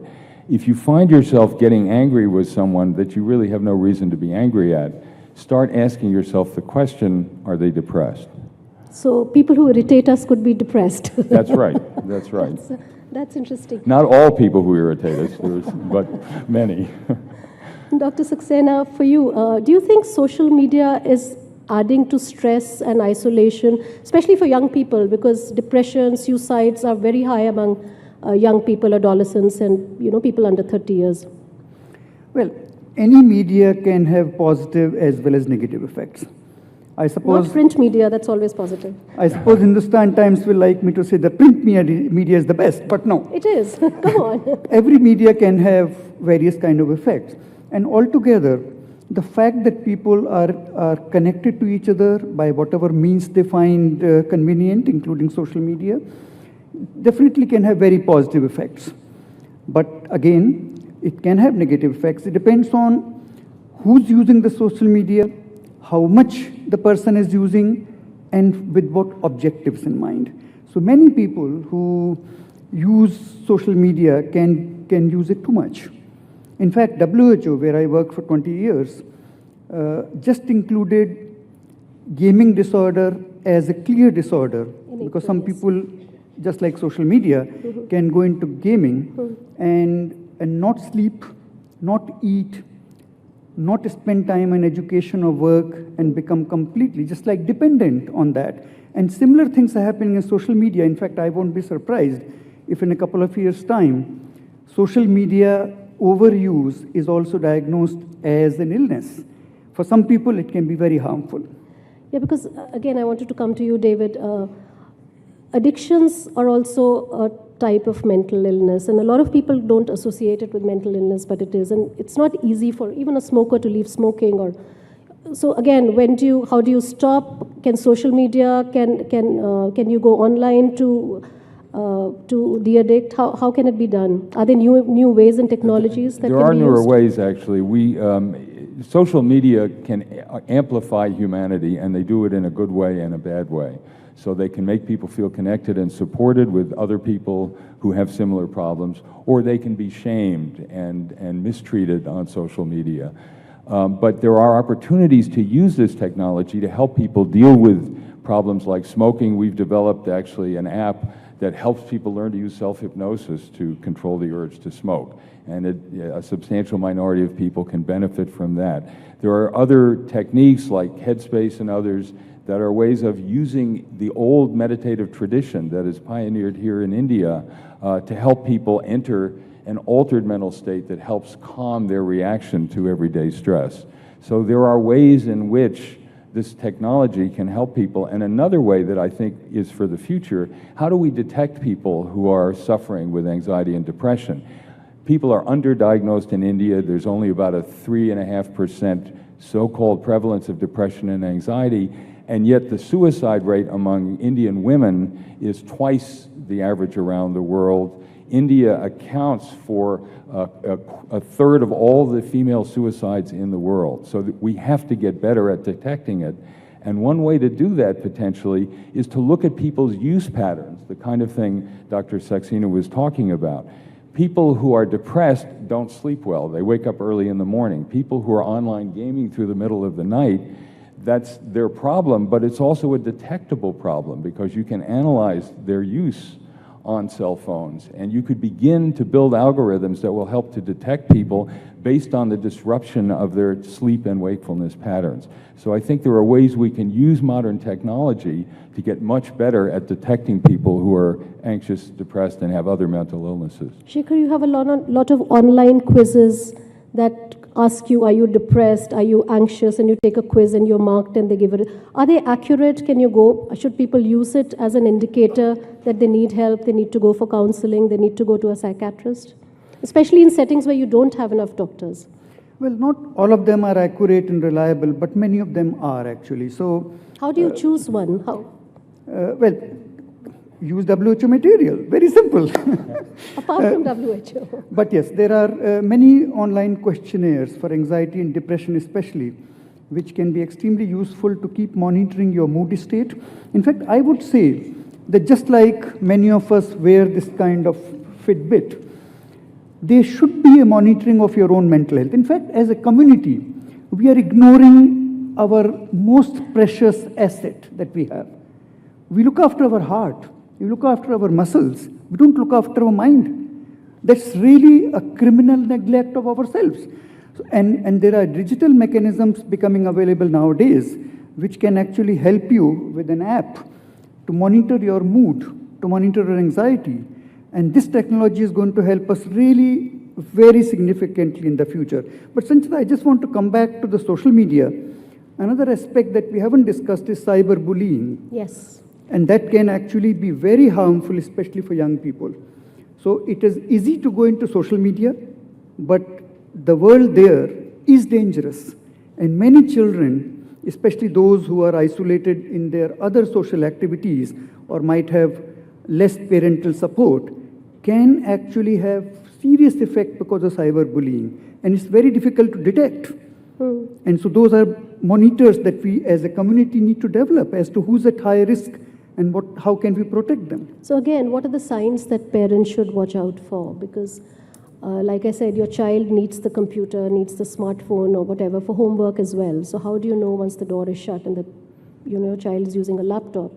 How do you know where he's going, where she's going? We had this whole thing about the blue whale challenge globally where lots of young people were killing themselves. So how do you restrict use on online use for children and young children, especially at risk of suicides and depression and a lot of mental illnesses, right? I think it's the human element that is important. Parents, if they know their children well, they will detect the earliest change in their behavior. And what are the changes you should look out for? Well, one is the child doing his or her normal activities like going to school, doing the homework, sleeping well, eating well, and socially interacting well? And if there is any change, that's an alert. Something might be going wrong. Now, you talked about the question of restricting access. The iOS 12 recently launched has the timing, how much the person is spending time on the face. So. But really, it's not about restricting, it's about monitoring, advising, and working with the child to see to it that the child is deriving the best benefit out of the technology that has become available and not getting any kind of harm. So what is normal for a child and helpful can be actually excessive for another child. So you cannot really have it's difficult to have guidelines, fixed guidelines. One has to really use one's own judgment to say how the child is using it, is the child being abused, and how much is too much. You want to add to that, David? Well, I echo what you're saying, that you want to look at the whole context of the child's life. Are they sleeping a reasonable amount of time? Children need more sleep than adults, but they usually get less. Has their mood changed? Is it more uncomfortable to talk with them? Do they seem to be hiding something from you? Are they meeting with their friends? Is the rest of their life going along well, or is something happening so that they're spending more time on the computer or the smartphone, but not getting their homework done, not seeming happy? That's when you have to look into whether it's a problem. So David, my next question is to you. You've worked with Christine Ford who's been in the news because of Judge Brett Kavanaugh. So I wanted to ask you, how can early life trauma affect you decades later? And do you need closure? What is the best way to deal with it? Because there have been this spate of Me Too campaigns also from women. Yes, the Me Too campaigns are long overdue. I had the privilege of co-authoring 4 papers with Dr. Christine Ford Blasey, who is the woman who reported having been sexually abused by Kavanaugh some 35 years ago. And there was a lot of skepticism about the fact that she didn't report it at the time. She was 15 and was not supposed to go to parties that parents weren't at. And so she, like most trauma victims, blamed herself inappropriately for events she did not control. Humans hate being out of control. We would rather feel guilty than helpless. And so most trauma victims blame themselves when they were attacked by somebody who turned them into an object and injured them. So it is common that people do not report things like this. And it extends to families who feel shamed as well if one of their daughters has been sexually abused. They may worry that she won't be able to marry because of it. So there are many reasons why people would keep horrible events like this to themselves. And I have found her to be a wonderfully nice, kind, and honest person. I'm deeply disturbed by what happened to her in what I now call the disunited States of America. And I'm ashamed of the way our country has handled this particular complaint. But it is very important to be open to people who have suffered trauma, to not try to force them to talk about it, but to allow them to talk about it and get them help for it. 70% of all people are exposed to a traumatic experience in their lives. 4% of people in India and around the world have post-traumatic stress disorder. And when you do, you are haunted by the memories of the trauma. You keep reliving them. You're irritable and jumpy if just a loud noise happens. You try to avoid thinking about it, but that just makes you think about it more. It's a treatable illness, but a serious and chronic one, and it's one that deserves and needs attention. So I've just got a lot of questions, so I'm going to cut short my own questions. Sajita, can I just add something to that in the Indian context? You know, coming back also in the rape context in India, because a lot of rapes in India are not reported because physical and sexual abuse are some of the most important risk factors for mental disorders, especially during the early ages. And obviously, we need to create an environment where people are willing to talk, willing to take help. And that really is extremely helpful to prevent mental disorders, which is a big problem everywhere, but definitely also in India. I'm going to point out that at this meeting, if we have been good listeners, we've heard 2 brilliant movie performers, movie stars, talk about periods of serious depression in their lives, which they have obviously overcome to entertain us. But it takes great courage for them to do that. And I hope that will encourage other people to do it. We heard today talk about farmers committing suicide here because they can't provide for their families. As a matter of fact, suicide is the leading cause of death among Indians from age 7 to 39. So if there were another medical disorder that caused that much death and disability, everybody would say we'd have to do something about it right away. But it's a mental illness, it's depression, it's suicide, and it's treatable. In fact, you should have invited Deepika in this session, actually. That's right. She already had a session. I would have loved to have her here. We get her to write for us. Okay, so I'm going to move to questions. This one doesn't have a name, but it says, is it possible to eliminate an inferiority complex? Because they said on the surface people act normal, but inside they don't feel they're good enough. Well, the problem with feeling inferior, sometimes it is depression. If you ask somebody who's depressed, do you feel hopeless? Yes. Do you feel helpless? Yes. Do you feel worthless? Yes, that's depression. Do you think about killing yourself? That's depression. So a lot of us have moments, most of us do, when we feel somewhat inferior. The problem is that if you can get into a cycle where you withdraw, you don't want to try to perform and do well, people withdraw from you, and it cycles down into depression. So there are ways of identifying that people are feeling inappropriately inferior, bad about themselves, and help them move beyond it. The next one's for you, Shekhar. Arushi Nautiyal wants to know, what do you say to a depressed person? How can you help someone who's depressed deal with it? I think the critical factor is to be able to provide a listening ear, which is willing to listen, willing to understand, and willing to help. And I think as a society, we are not doing that very well. So the first thing is to be able to find out amongst your own family, amongst your own colleagues, friends, people in the workplace, just to be alert that somebody might be going through a time that is very difficult. And without being too inquisitive or overbearing, just be there for the person to be able to open up. Conversation, in WHO we organized a public media campaign and last year, which was called Let's Talk. Because talking is the beginning for help seeking and help giving. And the talking should take place around the dining table, in the schools, in workplace, and also in the clinics. That's something that, again, we are not doing very well. If you go to a general doctor or nurse and talk about one's own depression, do they really understand? Are they willing to help? Do they have the capacity to help? As a country, as a society, we are failing in doing that. So that's really very important. And the question, what do you say to a person who's depressed?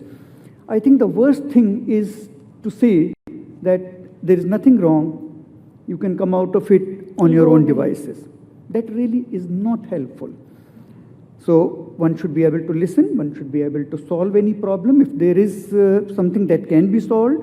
And if there is depression to a sufficiently high degree, one should be able to advise to take professional help. One should not be shy of doing that. I have a question from Niharika, who's a psychologist. She wants to know, how do you reinforce conversations about mental health with children? And there's a similar question from Ambiguous, who wants to know, how can you normalize your relationship with children? I mean, kids who loved you a lot and suddenly they become teenagers and they're not so fond of you anymore. So, well, having two children who got through the teenage years, I'd say just take a deep breath and wait for about 10 years. Come back. And then they come back after a while. They come back. And it's, I think part of it is being open to your own feelings and being open about your feelings with them. It's like part of why Will Smith was so wonderful this morning is he was very open. I mean, he exaggerated, he had fun with them, but you could feel him feeling the experience and having it. And that is a helpful, normal thing to do. So if a child is doing something that seems disrespectful or angry or strange, give it a name. Say, I felt uncomfortable when you did that. What's going on? So that you're not saying you did something wrong, but you're saying, here's how I felt when you did it. And that's a way of making the child not feel so defensive, but allowing it to be something that can be discussed. So if children can see you modeling being open about your feelings, they're more comfortable being open and talking about theirs. We have a question from Vinod Sharma, who wants to know, is anger curable? I'm sorry, is what? Is anger curable? Maybe Dr. Saxena wants. Anger. Can you control anger? Well, I think that brings me to the point that we unnecessarily see the world divided into two parts.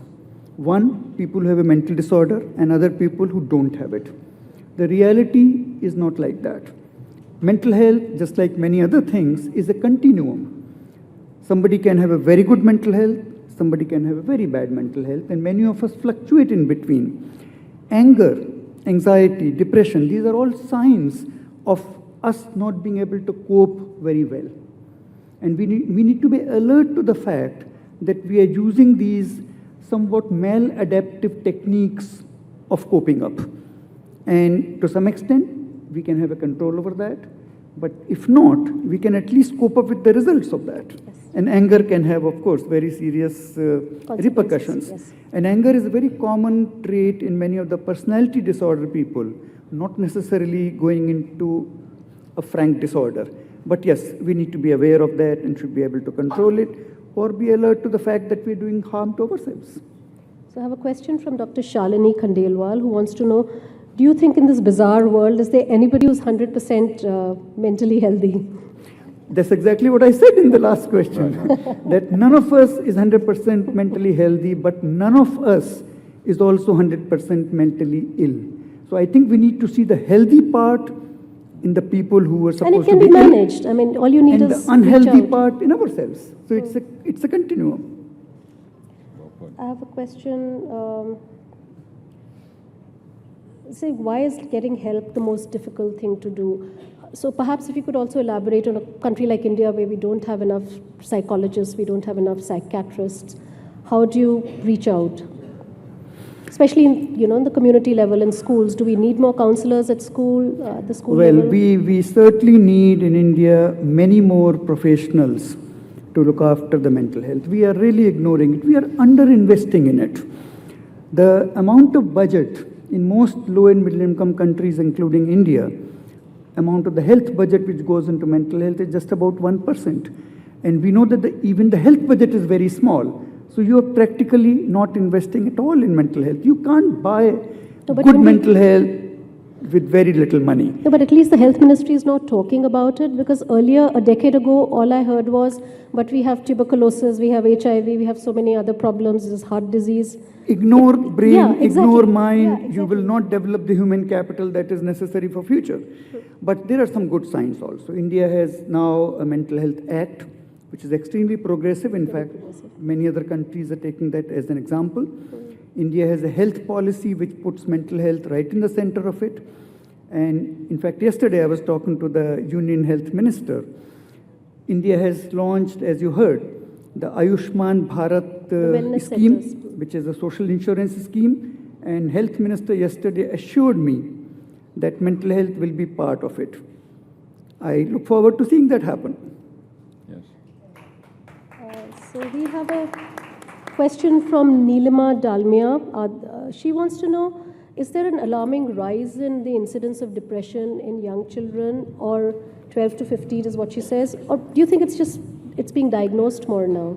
Well, I think it's been terribly underdiagnosed, actually. When you think that India has this double rate of suicide, and yet the rate of depression is supposedly the same as it is around the world, I don't believe that. So I think we are underdiagnosing depression.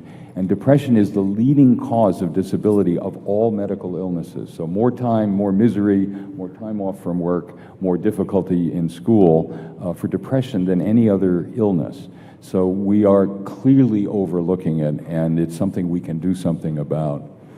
Shekhar, there's also this economic cost, right? I mean, companies lose money if they have employees who underperform, who are depressed, who have a mental illness that they don't talk about. Well, mental disorders are some of the leading causes for early retirement, premature disability benefits. In fact, many of the European countries are fully realizing the impact of mental disorders on their economies. India still is not, but this is the fact that $1 trillion, I'm talking about trillion, not billion, $1 trillion of loss per year just because of depression globally. And the return on investment is actually quite good. If you invest $1 in treatment of depression and anxiety, you get $4 back. So it just, even to a non-economist like me, it makes sense to invest in this kind of treatment, but this is a message that we need to give to all countries, that investment in this area is very good, and especially for companies and organizations which have a large number of employees. We know that by improving the work atmosphere which becomes mentally healthy, you are actually increasing productivity. It adds to the bottom line. And that's something which has not been exploited. I think we have the instruments, we're just not using them properly. And in fact, it's quite common for employees not to talk about their own mental state and sometimes depression because of the simple fear that the employer is going to sack them, which happens. If I had depression and I know my boss is going to be very angry and maybe punish me, I won't talk about depression. We need to create that environment where people feel that they will be looked after and not punished if there is a problem in the workplace. In addition, people with serious mental illness are less likely to get treatment they need for other medical problems. So they will die 20 to 30 years earlier simply because they have untreated medical problems on top of their untreated depression. And a lot of people with other medical problems also develop depression, just like if you're a heart patient or if you have cancer. So that's an area which is often neglected, but it actually affects the outcome of treatment given to these patients? It does. We published a paper in the Journal of Clinical Oncology showing that we could predict years earlier by the course of depression how long women with advanced breast cancer would live. And if their depression was getting worse, they died a year and a half sooner than if those whose depression was getting better. So treating depression is actually a very important part of medical treatment for cancer and heart disease as well. I've got 2 or 3 questions related to this one theme, which says that often when you talk to people with depression, they tell you they don't know why they are depressed, and most listeners don't know how to deal with that, because most people they want to fix the problem and they feel they cannot. So again, they're asking, what should we do? So I guess. Well, people, wanting to fix it is another way it's shorthand for saying, I don't want to deal with it. If they could have fixed it by the time they're talking to you, they would have fixed it. And there isn't always a quick fix. There are fixes. Depression is treatable. But the best way is just as Dr. Saxena has said, is to be open to listening, saying, you look sad now, I'm sorry, how can I be of help? That's a way to start the conversation, not to prematurely pretend to fix it when you can't. Tia Mohan. Can I just add this question is that? similar and it's for you, so I'll just read it out too. Tia wants to know that when we see a person in obvious mental distress, how do we guide them? Should we urge them to seek therapy, help? And she wants you to talk in the Indian context. Well, depression sometimes can present with a variety of symptoms. Of course, the classical symptoms are sustained sadness, inability to do one's own work, and also depressed thoughts, like thoughts of worthlessness, uselessness, death, suicide, and all of that. But in many cases of mild or moderate depression, these symptoms are not very clear. And the person is struggling with doing the work. And I think it's that time that is the best time to actually become alert to the possibility. And if the depression is a clear depression, that means more than 15 days of sustained sadness and not being able to work, professional help is needed. So 2 weeks is the number, because we all feel beat around low the bush. If there is a disease of depression, just like any other disease, one needs treatment. And the best course for the family or colleagues is to advise for that. There are clearly lots of parents in the audience, because I've got lots of questions related to children. And there's one from Yamir who's referred to the series 13 Reasons Why. I don't know whether you've seen it. It's on Netflix. Oh, yes. It's about bullying, these kids in school, and this girl kills herself, and then she gives these tapes saying the 13 reasons why she killed herself. So again, there's huge concern that do we not understand children?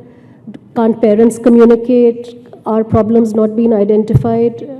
Yeah, and is it a crisis in our generation now? It's a terrible worry, and anytime anybody you know or a loved one says, I'm thinking about killing myself, that requires immediate treatment. That's a medical emergency. It's not something to be just brushed off. Because a lot of people say it's just attention seeking, right? No, it's attention seeking until the person is no longer around to seek attention. It's very dangerous. People who talk about suicide don't always try to kill themselves or kill themselves, but they are more likely to.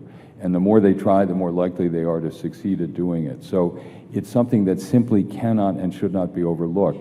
But one way to do it that doesn't increase defensiveness so much is to not say, you need help and I'm going to take you to help, but say, will you help me to help you? I'm worried about you. And I may be wrong, I may be over-worrying, but let's talk to a mental health professional who can help us decide it.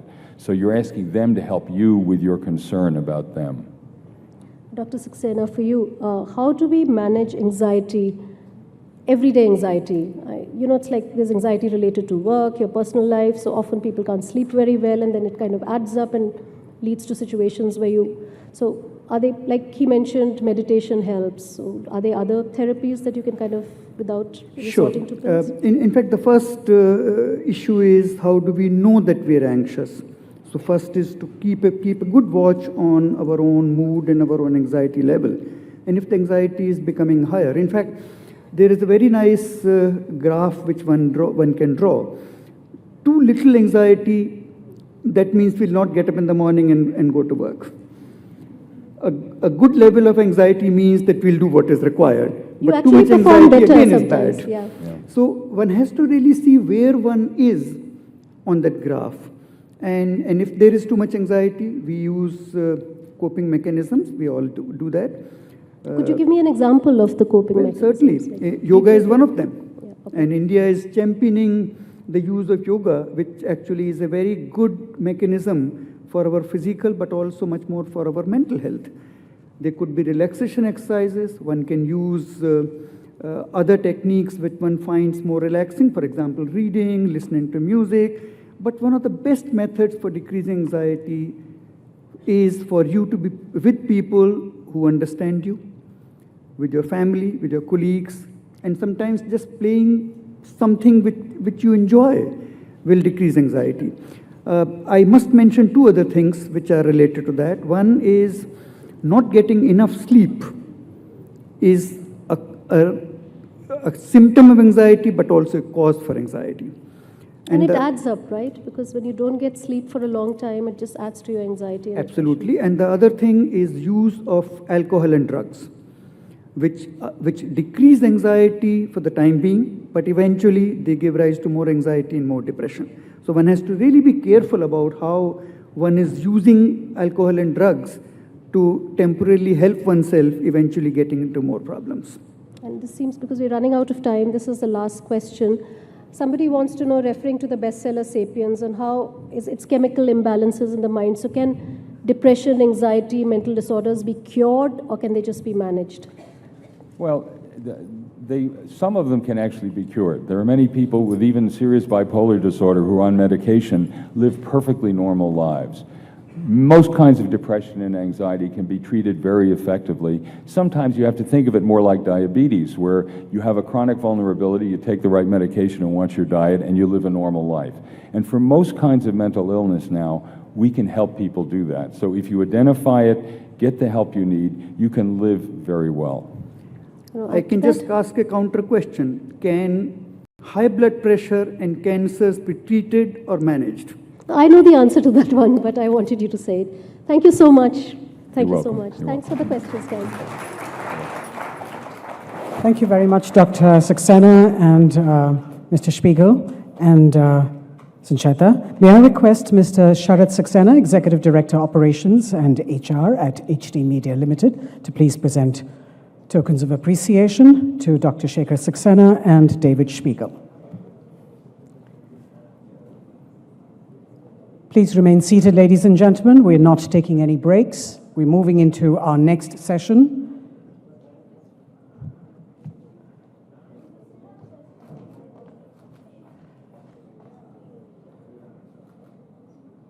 A quick photograph, thank you.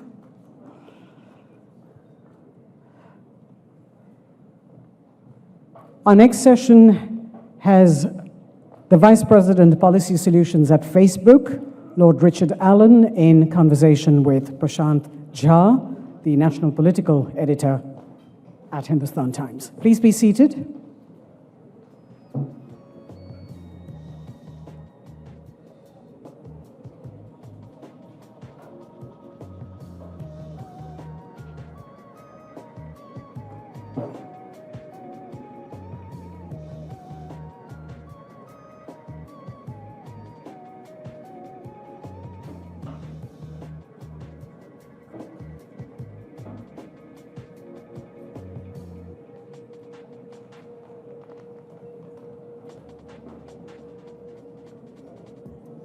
Gentlemen, the National Political Editor, Hindustan Times, Mr. Prashant Jha, in conversation with the Vice President, Policy Solutions, Facebook, Lord Richard Allen. Please write down your questions and we'll have them sent to the moderator. Good afternoon. Welcome, Richard.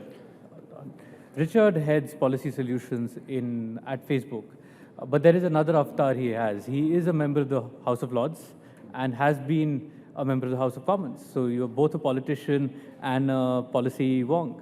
It's been a tough year at Facebook, Richard. It has. I mean, as you said, I'm a policy wonk. I think I've been now spending 2 decades working on questions of where policy meets technology.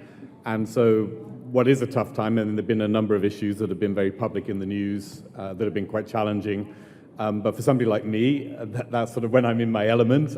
They're fascinating, trying to figure out how to address the immediate problem, but also understand what the long-term solution is.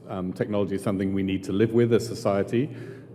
Politicians need to be able to regulate it effectively, and my job is to try and understand how we can do that best. Let me begin with talking about an immediate problem Facebook is confronting. We saw one of the biggest corporate breaches in history. 50 million users had their data breached very recently, 50 million Facebook users. Can users trust Facebook with their data?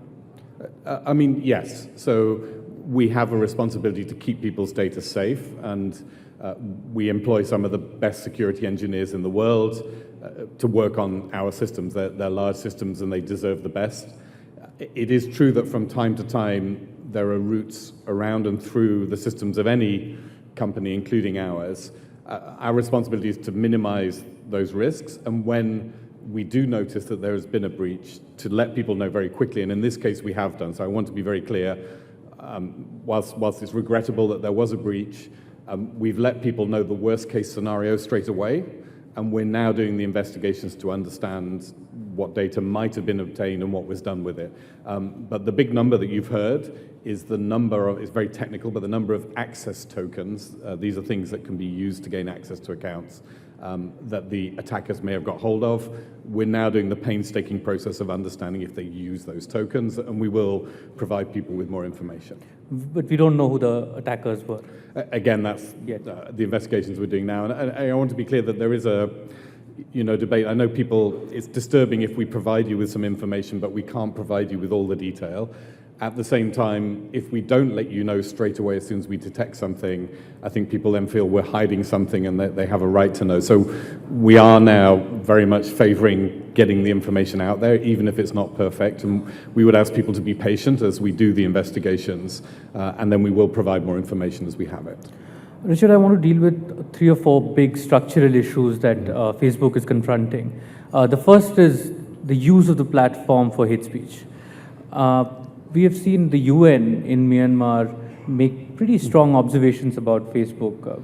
Just quoting a report which says that Facebook has been a useful instrument for those seeking to spread hate in a context where for most users, Facebook is the internet. Although improved in recent months, Facebook's response has been slow and ineffective. The extent to which Facebook posts and messages have led to real-world discrimination and violence must be independently and thoroughly examined. That's quite strong. And do you think that this is a big that Facebook has not?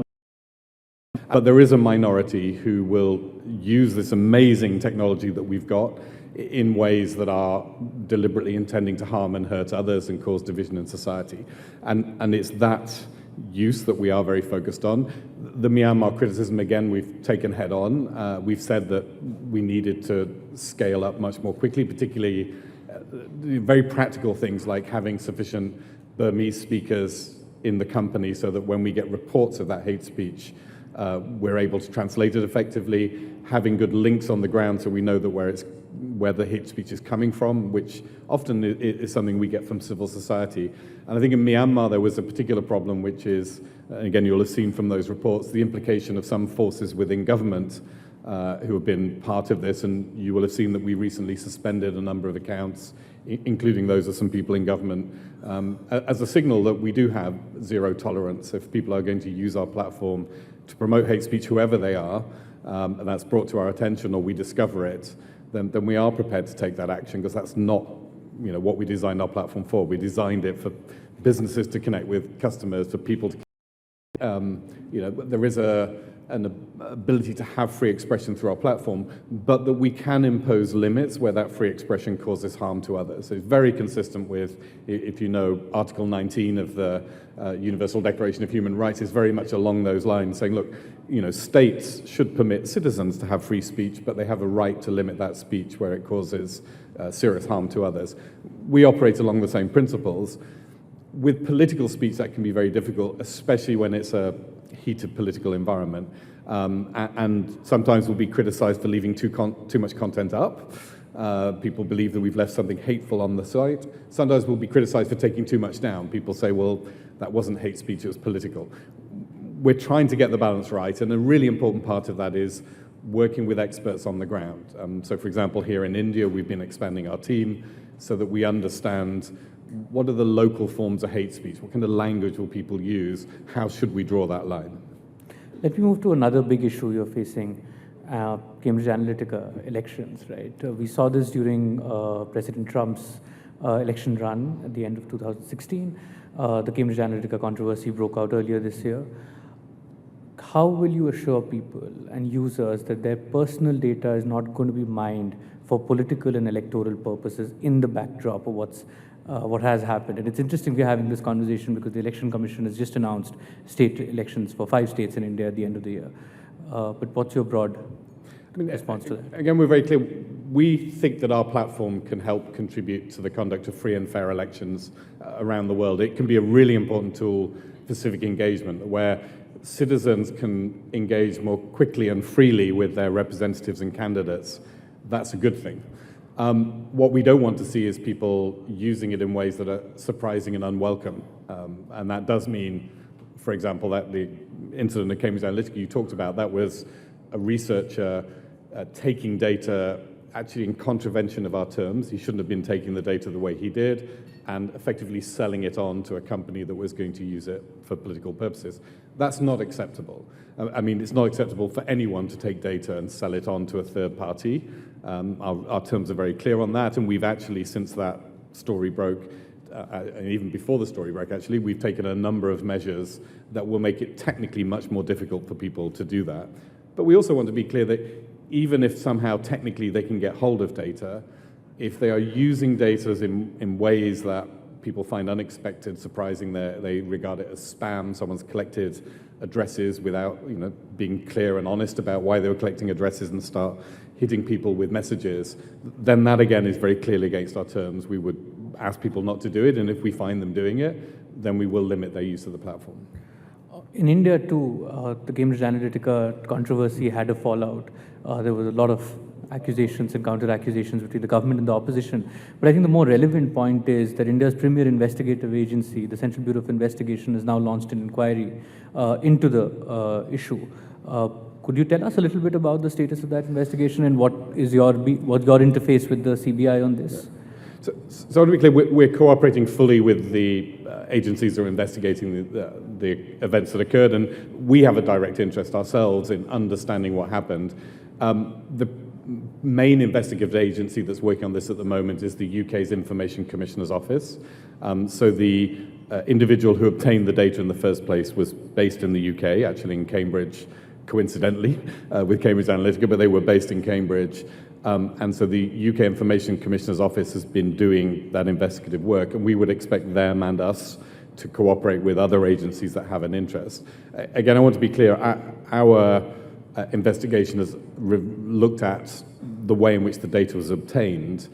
If you want to know what the individual then did with the data later, it has to be on that individual. And they've said, again, there are different views about how accurate this is, but the individual themselves have said they were really looking for data of US persons because the contract was related to US elections, and the data they passed on was the data they collected of US persons.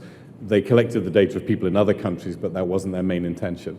Now, we don't know that. We've not been able to audit all of the data because the investigating agency is looking at it.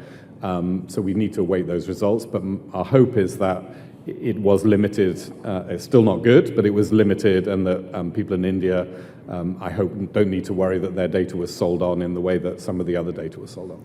Last week, India's Chief Election Commissioner gave an interview to the Hindustan Times where he said that from being directly given to voters, money is now being given to the hands of firms who are trying to manipulate the margins to change the election outcomes in favor of the client. He was basically talking about big data and how that's being manipulated and how India's Election Commission does not really have the wherewithal to fight this on its own.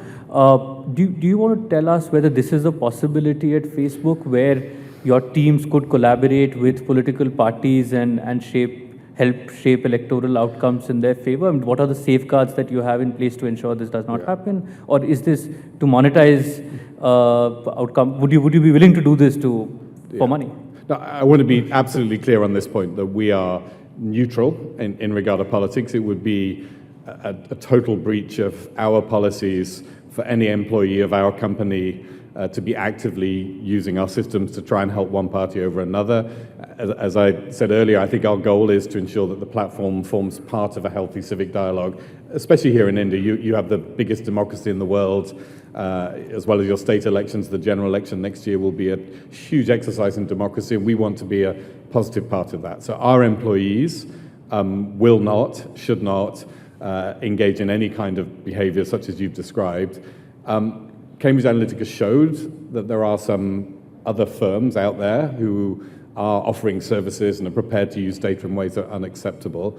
Again, if they try and do that through our platform, we become aware of it, then we will stop it, just as we stopped Cambridge Analytica, just as we've stopped a number of other organizations who were using data inappropriately on our service. One of the interesting things that you're doing is the political advertising archive. Could you tell us a little bit about it and what your plans for it are for India? Yeah.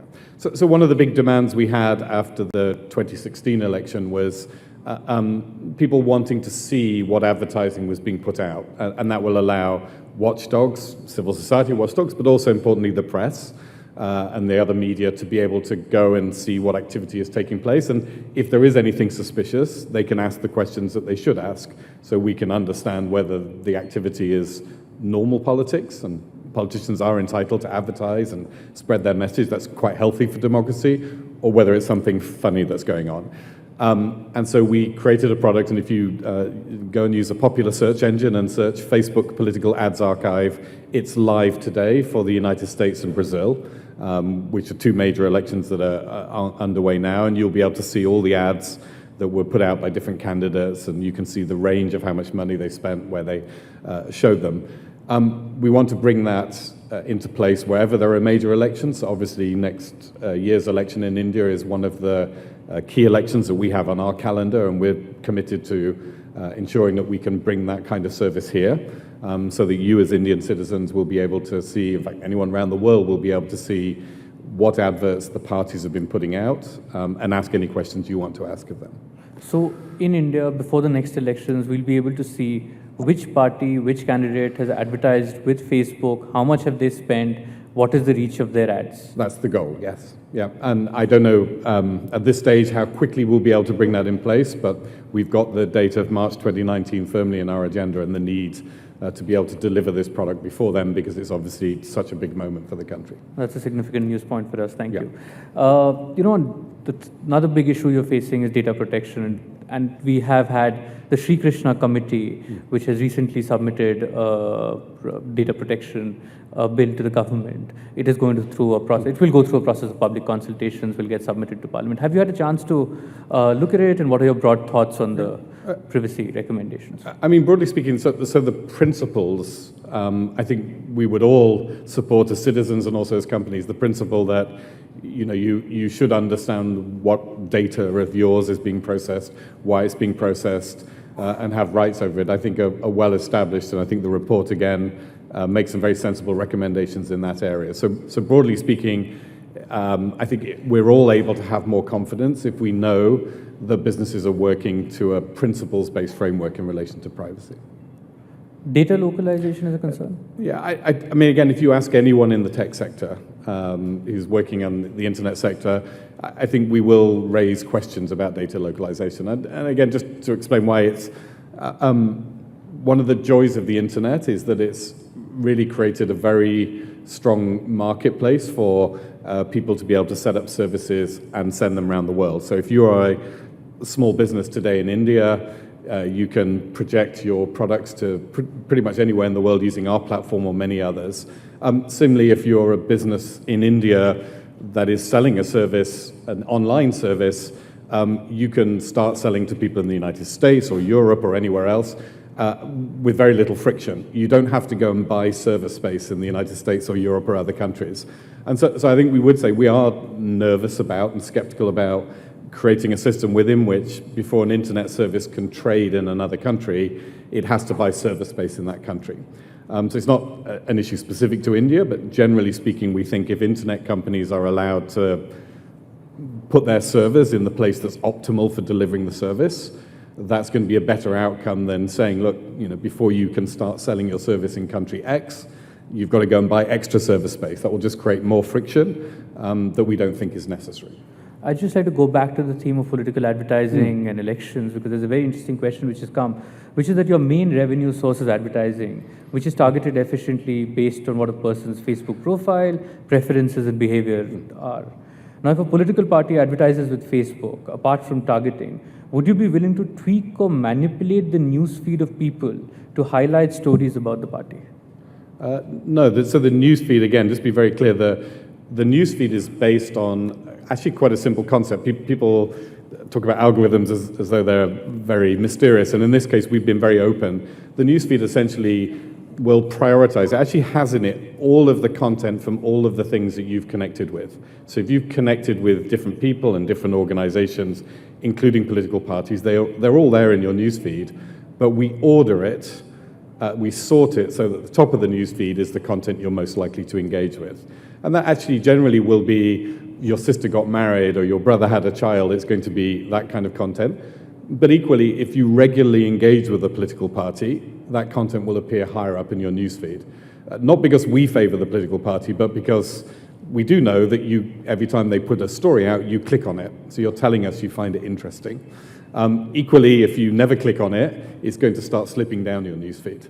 So I want to be very clear that we're not looking at the content. We don't care, in a sense, whether it's left-wing, right-wing, whose content it is. What we're looking at is, do you engage with it a lot? Do you comment on it? Does it look like you're interested in it? And the more you engage with it, logically, the higher up we put it in your newsfeed. That's interesting. I need to talk to you about WhatsApp. Facebook owns WhatsApp. We know these are distinct entities. But WhatsApp rumors-based and fake news that's been circulated on WhatsApp has led to a spate of mob lynchings in India. It's an issue that's been taken up by the Supreme Court. It's an issue that's been taken up by the government. Are you concerned about the fact that your platform is being used to incite mob lynching? Absolutely. It's a horrific situation. And again, as citizens, I mean, we are individuals who are family members, citizens, parents, siblings. When you see a situation like that and when you see your product involved in those kind of situations, we feel just as anyone else would feel. In fact, in some ways, the fact that it's our products that are involved in it, is something quite personal to us. So we have made some significant changes. We made some changes to the way the WhatsApp team made some changes to the way their product works in order to try and make sure that messages like that are not shared in a way that's problematic. We said we'd like to engage more in education, both working with law enforcement agencies who are the agencies on the ground who have to deal with these situations so they can understand how our services work, whether that's WhatsApp or any other service. They need I think, more knowledge about how the technological services work so they know what they can do. For example, putting out their own messages to counteract false messages. That's a very important tool. And we also are working on citizen education. Again, we see that as a broader societal responsibility, but we want to play our part in it. How can we use our products and services, again, not just WhatsApp, but Facebook products, other products, to help people understand how to better interpret the messages they're getting, put them in context, and not engage in the kind of violent behavior that you've talked about. One of the things the government wants you to do to tackle this problem is traceability, which is trace back the origin of the message. And that's something that WhatsApp seems to be reluctant to do. Could you explain to us what your concerns are and why you cannot meet this demand of the government if it is going to help tackle this problem? Again, there's an ongoing discussion around this. I know that going through various legal processes, I don't want to go too far to the detail, but I do want to just explain, again, at a technical level, there's a really important difference between services like Facebook and others where we host content. It sits on our servers, and if you like, we have a full record of that content, and personal messaging services. And that's not just WhatsApp, it's other personal messaging services where the message starts on my phone, it goes to your phone, and there isn't any record of it in the middle. It's simply gone from one phone to another. They present different technical challenges, and again, we want to engage in a constructive dialogue with law enforcement agencies and others who have to deal and respond to complaints. But I do want to be clear that these technical architectures, they're not limited to one service or another. They are quite different. And this is one of those areas where Again, I feel for policymakers, I empathize with them having to deal with it, but there is just a difference between a personal messaging service and a cloud-based hosted service. You have worn your politician hat for this answer because you have not told me whether you're willing to meet the traceability demand. I've described the technology to you. Yes. There are a couple of audience questions. There is a question by Ariyat Sachdeva, if I get the name right. What are your thoughts on companies like Facebook, Google, and Microsoft, which are now called digital colonialists in India? Yeah. So how do you like being described as a digital imperialist? It doesn't make me delighted, and I hope not. I mean, we see our service as very much a service that is part of the fabric of the societies that we work in.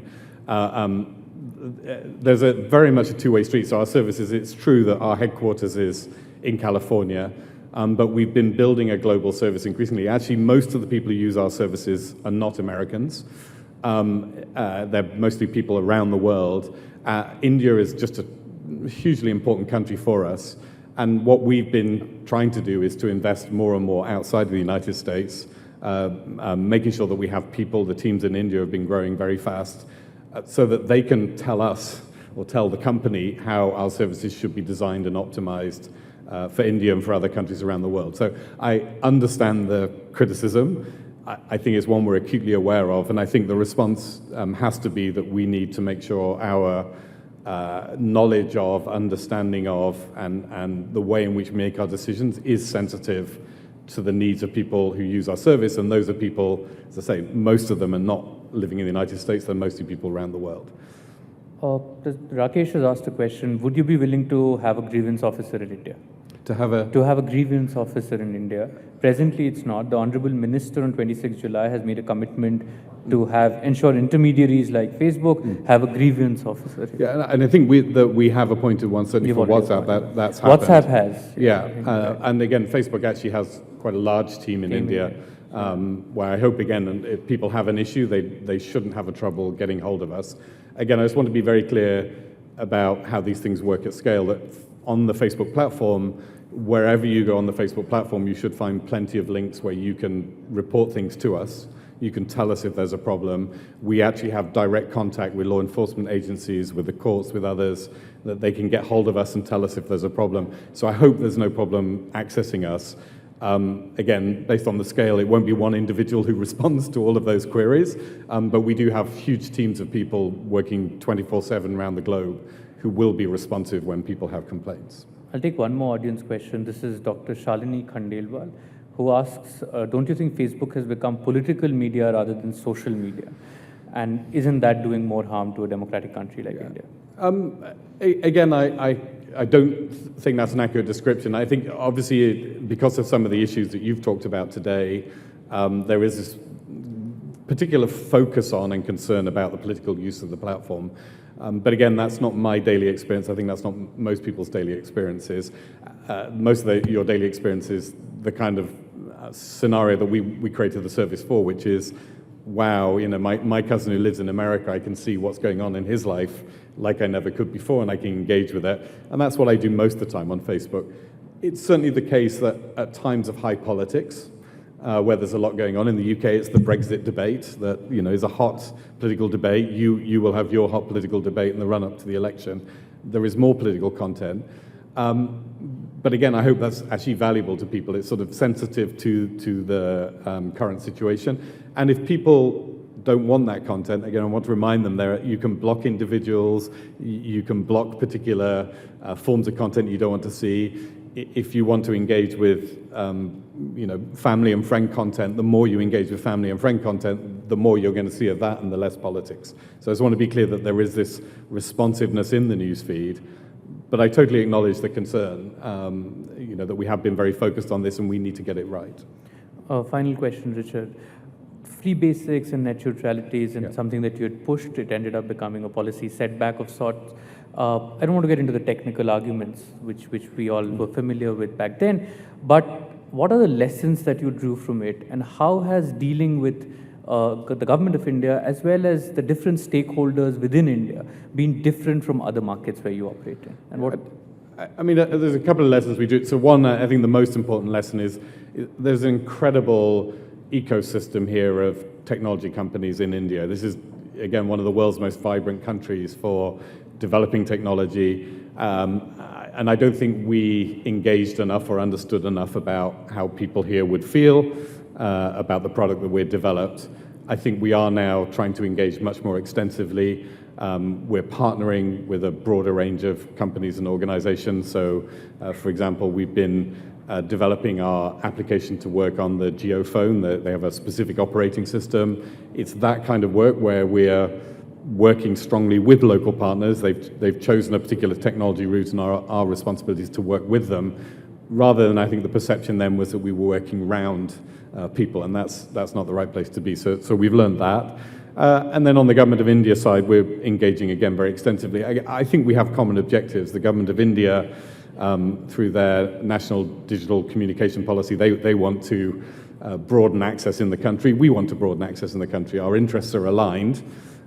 So again, I think we're now trying to engage around the specifics, whether those are Wi-Fi projects bringing wireless connection to rural areas that had no connection, or say whether that's working with the large operators in order to ensure that our products work on their systems, because that will draw more people into buying broadband if they've got very attractive services like ours. So it's those kind of partnership arrangements and really understanding from the Government of India side, the existing technology ecosystem side, from our side, how we can get that alignment of incentives which will deliver what we want. And that is ensuring that people here in India have fabulous technology services that deliver value in their lives. Ladies and gentlemen, Lord Richard Allen, thank you.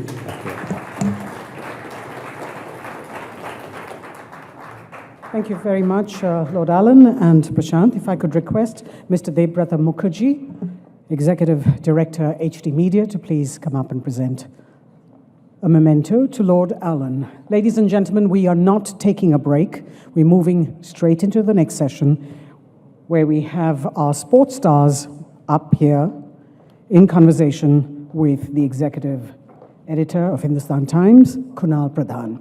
Thank you very much. Please remain where you are, and we'll quickly make the changes on the dais and move into the next session. Thank you. If I could request those who are seated at the back to please move into the empty chairs here in front. Just move in a little more. Thank you.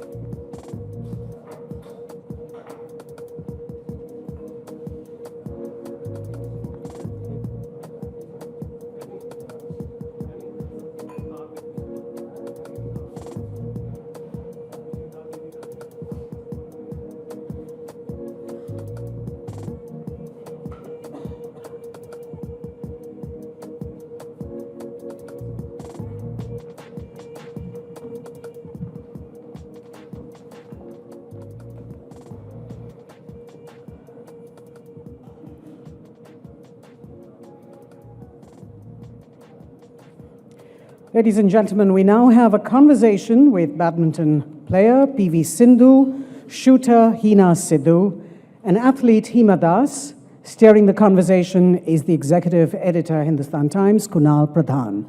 Please put your hands together and welcome our fantastic sports stars. Do write your questions down and we'll have them sent up to our moderator.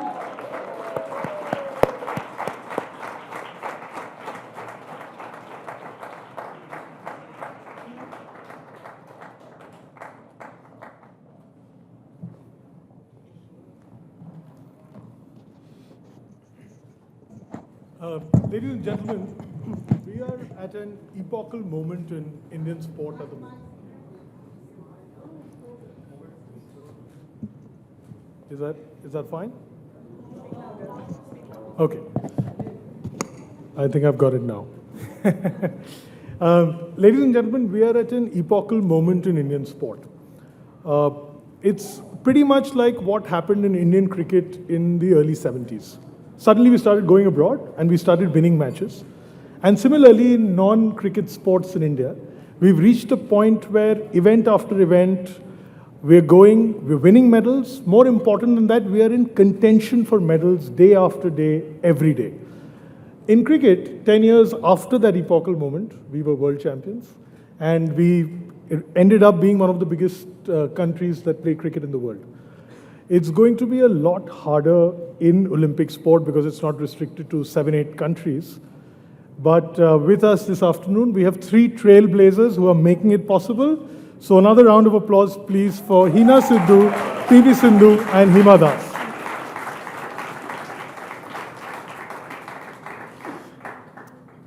Let me actually start by asking a question about that. And I'll start with you, Hina. Do you feel part of a revolution now? When you're at a at a big event where news is coming in that other people are winning medals, your event is coming up. Do you feel that way? Yes, of course. The times have changed. It's been 12 years now that I've been shooting, and the scene has changed, and I've seen it change with my own eyes. Like when I started shooting 12 years back, it was very different. It was tough to start a sport, to be a beginner in sport. It was hard.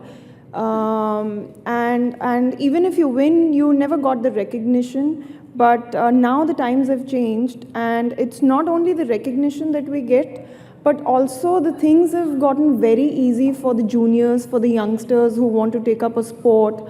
We now have quality coaches, we now have quality infrastructure. So you see the revolution everywhere, and yes, we do feel a part of it.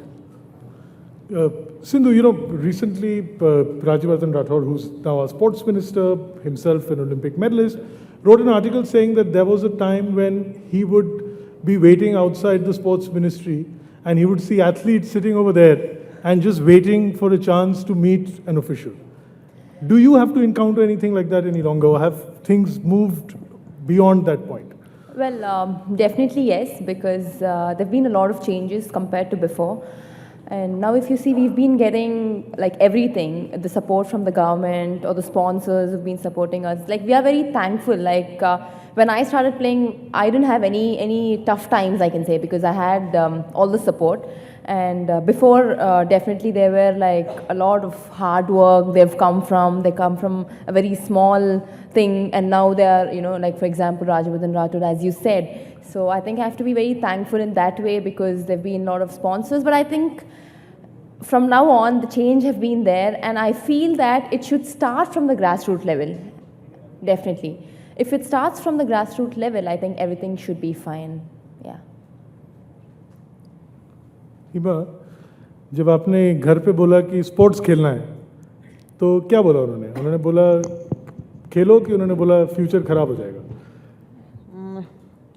मेरा पापा भी एक football खिलाड़ी थी, so family ने बहुत support किया है खेल के लिए।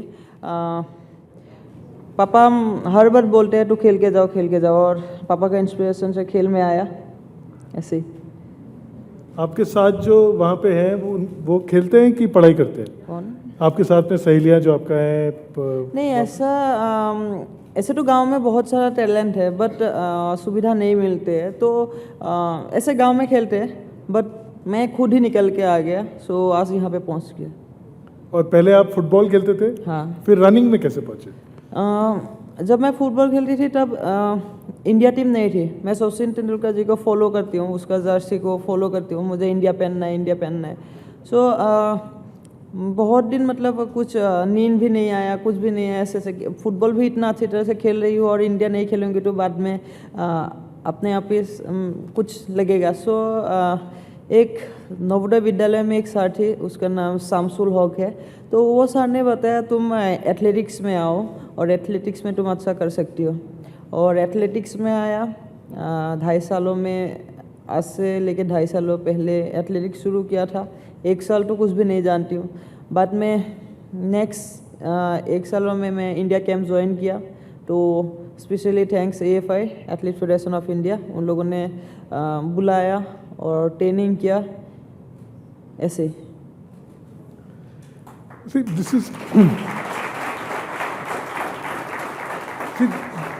this story is actually following a curve that was very, very hard in Indian sport at one point. In fact, your coach, Gopi Chand, once drew a triangle for me and explained how sport develops. And he says that, he basically said that the pinnacle of the triangle is the elite sportsman, and only that percentage is going to reach on top, but it depends on how large the base is. Because if the base is large, the top of the triangle will also be large. Yeah. Do you and Gopi, when you're working out, do you talk about larger things, or is it just focus on game all the time? I mean, it's just focus on the game because, you know, for me, when I started playing badminton, it was never like long-term goals, because it was just step by step, one step at a time. That's what I feel, because for me, it's very important what am I going to play, and at that moment, that's it. You know, focusing on the long-term goals is like, you know, you just forget about what's happening next. And for me, it's always, when I discuss it with Gopi sir, you know, it's just that, okay, the next match, or what am I going to do next, or which tournament I'm going to play. That's it. It's not about, you know, what will happen or what's going to happen, because you never know what is going to happen the next day. Where will you be and what will you do? Do you still start your day at 4 o'clock in the morning? Now, the timings have changed a bit, because if you see now, there are a lot of people who are doing really well and who are coming up. So it starts at 7:30, so quite some time now, not early in the mornings. Yeah. Okay. In some ways, all your sports require very different skills. Shooting, pistol shooting particularly, is completely different from the aggression required to run, or, you know, Sindhu's famous jump smashes. It's actually the opposite. And in his book, Abhinav Bindra sort of articulated several times on how difficult it is to keep yourself still, how to basically get your body to do the opposite of what sport is otherwise supposed to get you to do.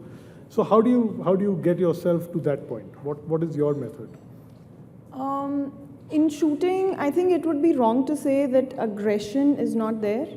It's very important to be aggressive, especially when you're in the finals and it's a close call. They're announcing all your scores. You need that aggression. But the only difference is that you can't see it as a spectator. So whatever happens inside us, so you will see a very blank face, but we know the struggle that we are doing inside and pushing ourselves, you know, doing self-talk and motivating ourselves for one shot at a time. What he means by stillness is to be in the present. No matter what your emotion is, you may be scared, you may be aggressive, you may be having a lot of pressure, but you have to be in the present. You can't think of the medal, you can't think of the outcome, you can't think of the result, or similarly, you can't think of a bad shot that you just fired. You know, you have to forget everything and just be in this moment, be with yourself, be one with your sport, and then just keep doing one shot at a time, one breath at a time. That's how I do it.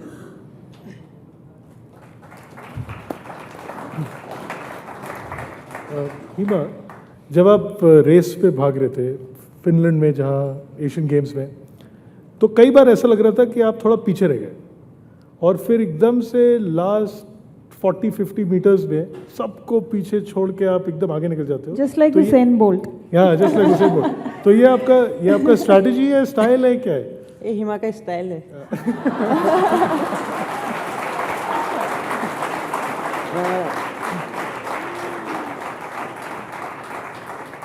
Actually क्या है पता नहीं. So as a God gift भी समझती हूँ मैं, क्योंकि जब से 400 शुरू किया तब से ऐसा ही हुआ है.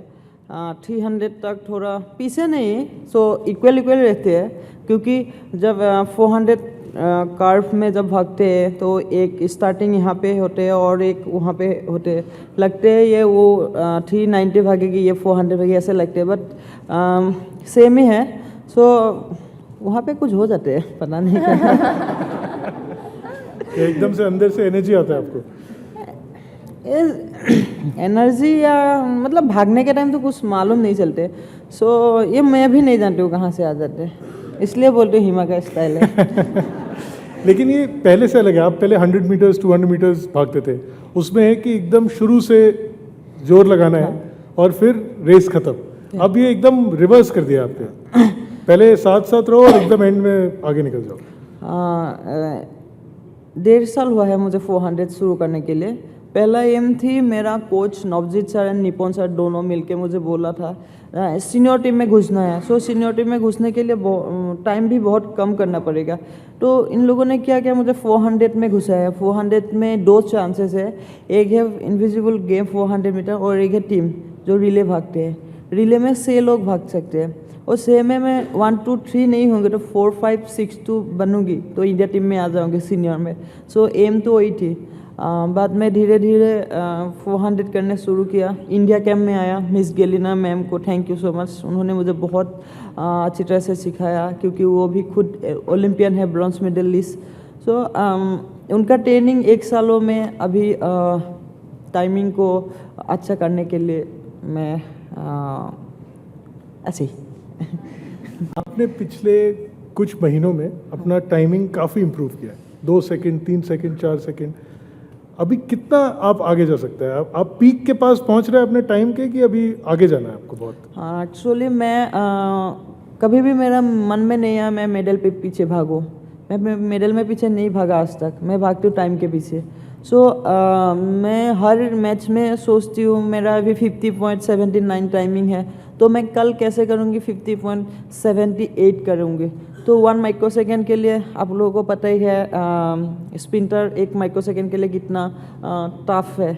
सो मैं भी ट्राई कर रही हूँ मैं कितना हो सके मैं टाइम कम करने के लिए.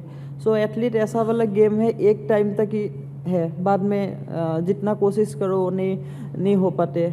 तो मैं चाहती हूँ कम समय में हार्ड प्रैक्टिस करके टाइम कम करने के लिए. कोई टारगेट रखा है आपने अपने लिए? नहीं, टारगेट तो ही है बेस्ट टाइमिंग बनाना है. Best timing. अब Sindhu, both their sports there is a way to measure how you did today. In badminton the measure is beating the other person. There is no way to actually say that I'll reach this timing or I'll make this mark. So how do you measure improvement? Is there a way to tell how you can improve, how your game is becoming better, and how do you set targets for yourself?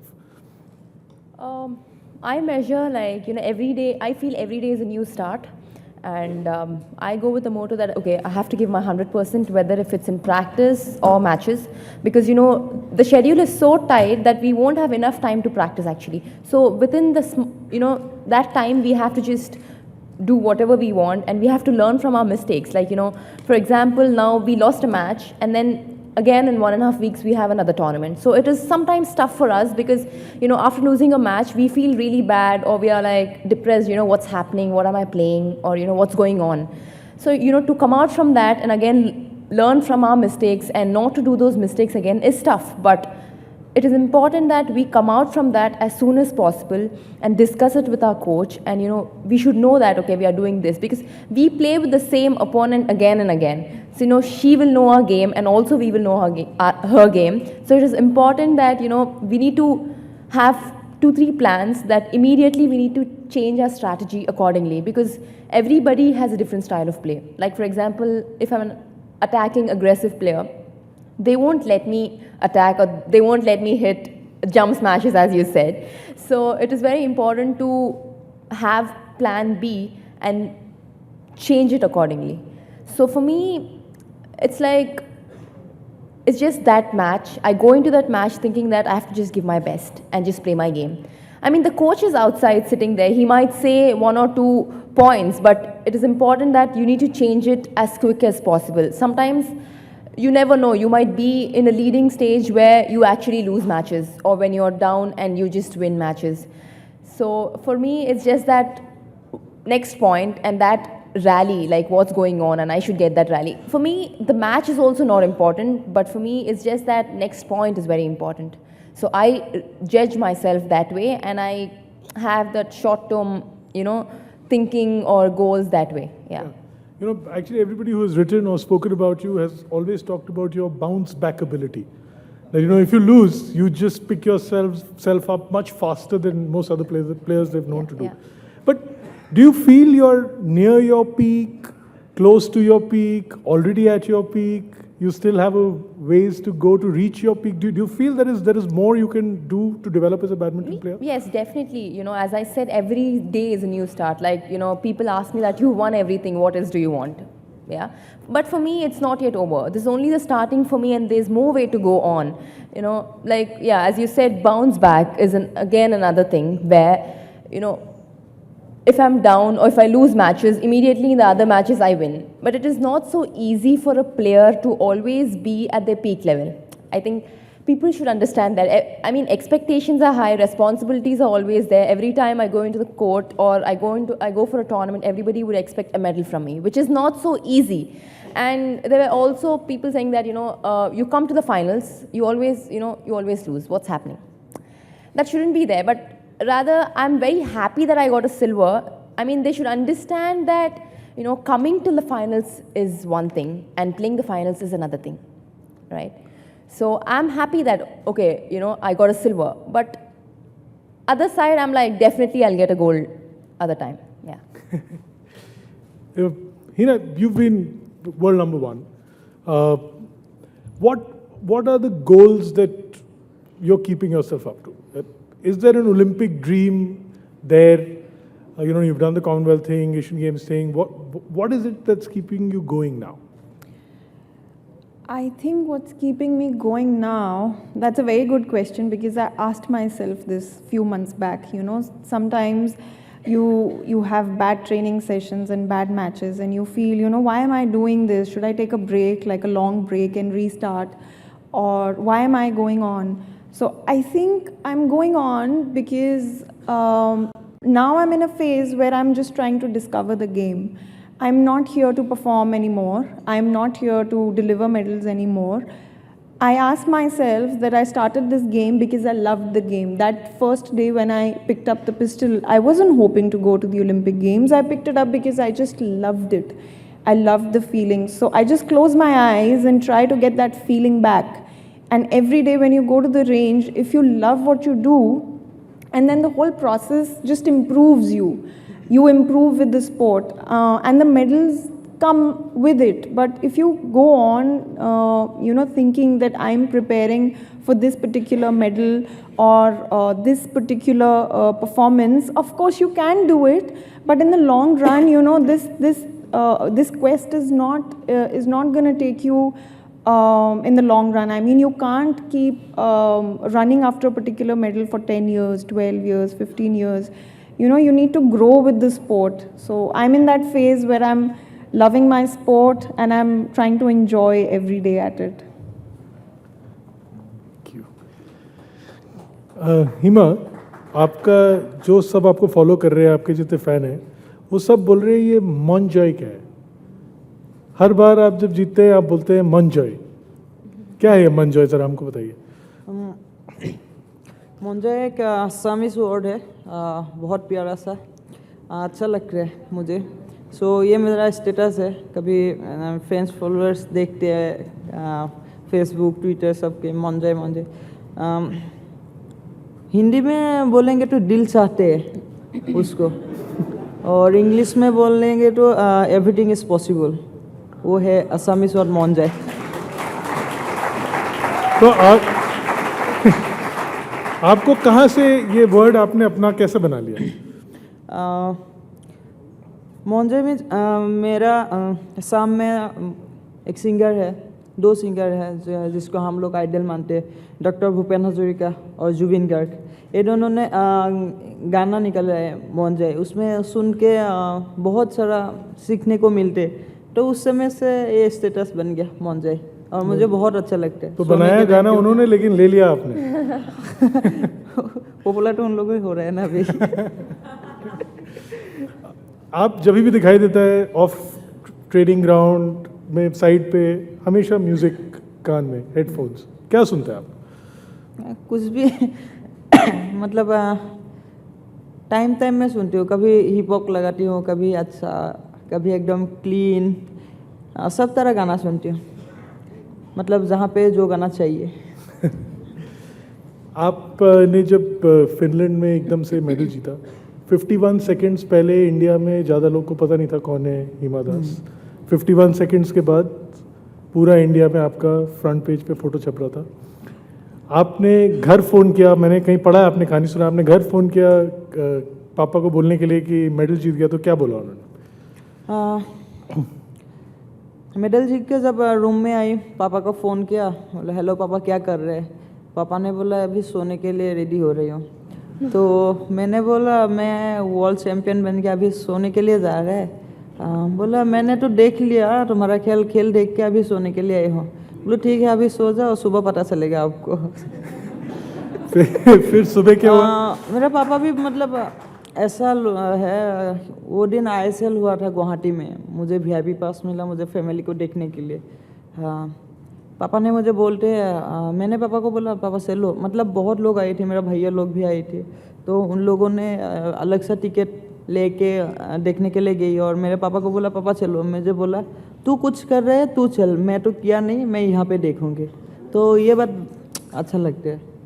तो और फिर Jakarta में भी जब government ने उसको proposal दिया था जो आप वहाँ पे जाने के लिए, जकार्ता मैंने उसका खेल देखने के लिए, गवर्नमेंट बोला मैंने सब कुछ करेंगे, तो पापा ने बोला नहीं मैं घर में रहूँगी, वहाँ पे जाऊँगी तो उसका थोड़ा टेंशन होगा, सो मैं घर में रहूँगी। मतलब वो पापा मुझे अच्छा लगते हैं, ऐसा वाला पापा होना चाहिए सबको।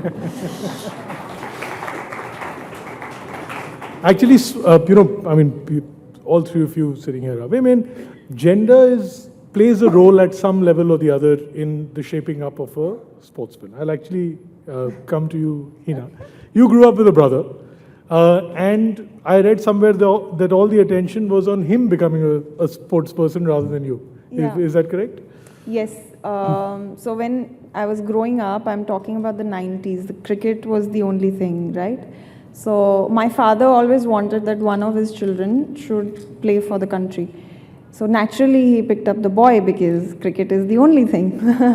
So he used to go out, travel, studies was not an option for him. I mean, he used to study, but that was secondary. So I liked his life.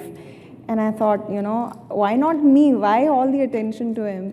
So I come from a school where we have all the sports, my school was a very good school. So I tried everything. Can you imagine me playing shot put? I've done it. So I've gone to every sport that I saw in the school, and I was pathetic at all of them. I was really pathetic. Like, I am actually good at just standing. And I was very smart to pick a sport which requires just standing. So how I picked up shooting was because of my family, because they've got a business in guns, and as a child I just grew up with a lot of guns in the house, and I loved guns as a child, but never actually thought of shooting as a sport. I was always running after all the other sports, where obvious sport jaisa kuch hona chahiye, where you're running after things or you're fighting against people. So shooting doesn't have all this. So I never looked at it as a sport. So I just started shooting as a hobby because I was studying medicine and I wanted a little lightness in my day. So I started shooting as a hobby, and eventually I just kept winning medals and kept going on and on. So it eventually became a profession. How does your brother feel about that? Yeah, now my brother is a student. Like, he's a total geek.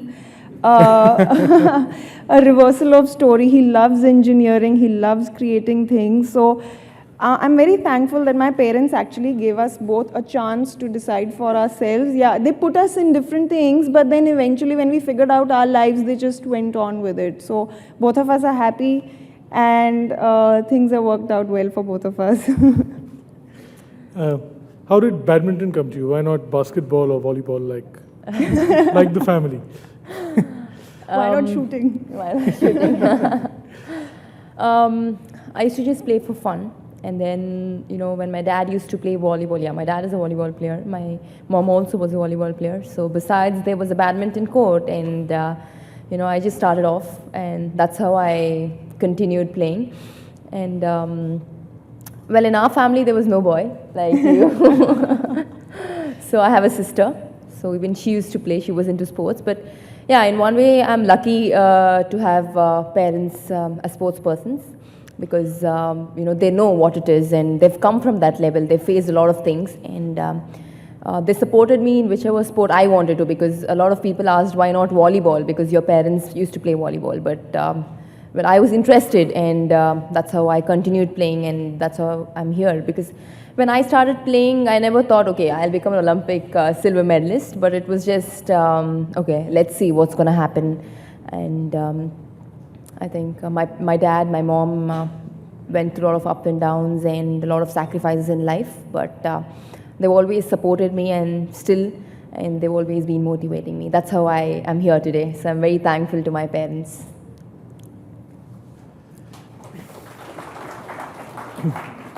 हिमा, आपका team camp में कैसा atmosphere रहता है? आप लोग एक दूसरे के अगेंस्ट रेस भी करता है, साथ में रहता भी है, राइवलरी होता है, फ्रेंडशिप होता है, जैसे दूती चंद और आप दोनों 200 मीटर्स पे है, तो कैसा आप लोग का रिलेशनशिप रहता है? 400 कैंप में तो सबसे तंग करने वाला तो मैं ही हूँ, क्योंकि मैं छोटे हूँ सबसे, और बहुत प्यार करते हैं भैया लोग और दीदी लोग, बहुत प्यार करते हैं।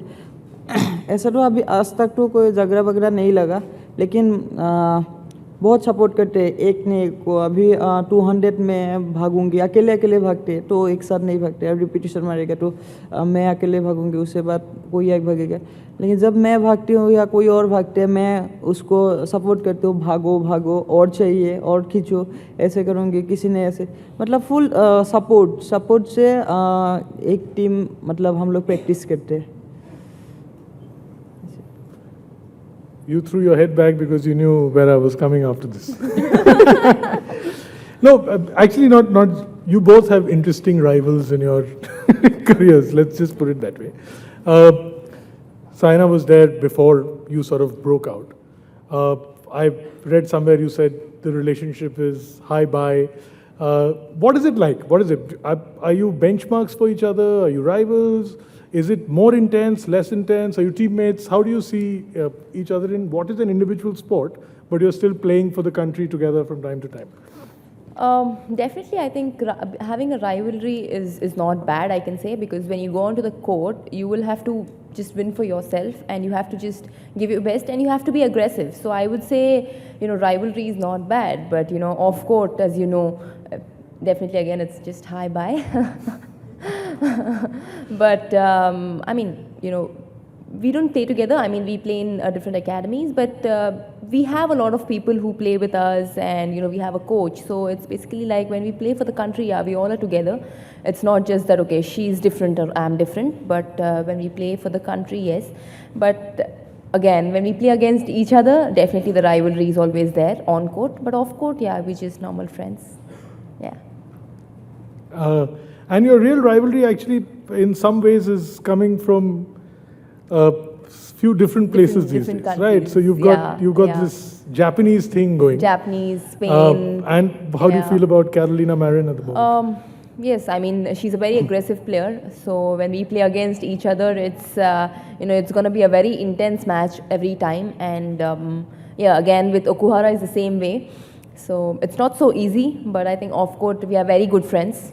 I think that strong rivalry come a strong friendship, I think it's a good thing. So you're very good friends with them, but not... No, I didn't say that. I mean, I said...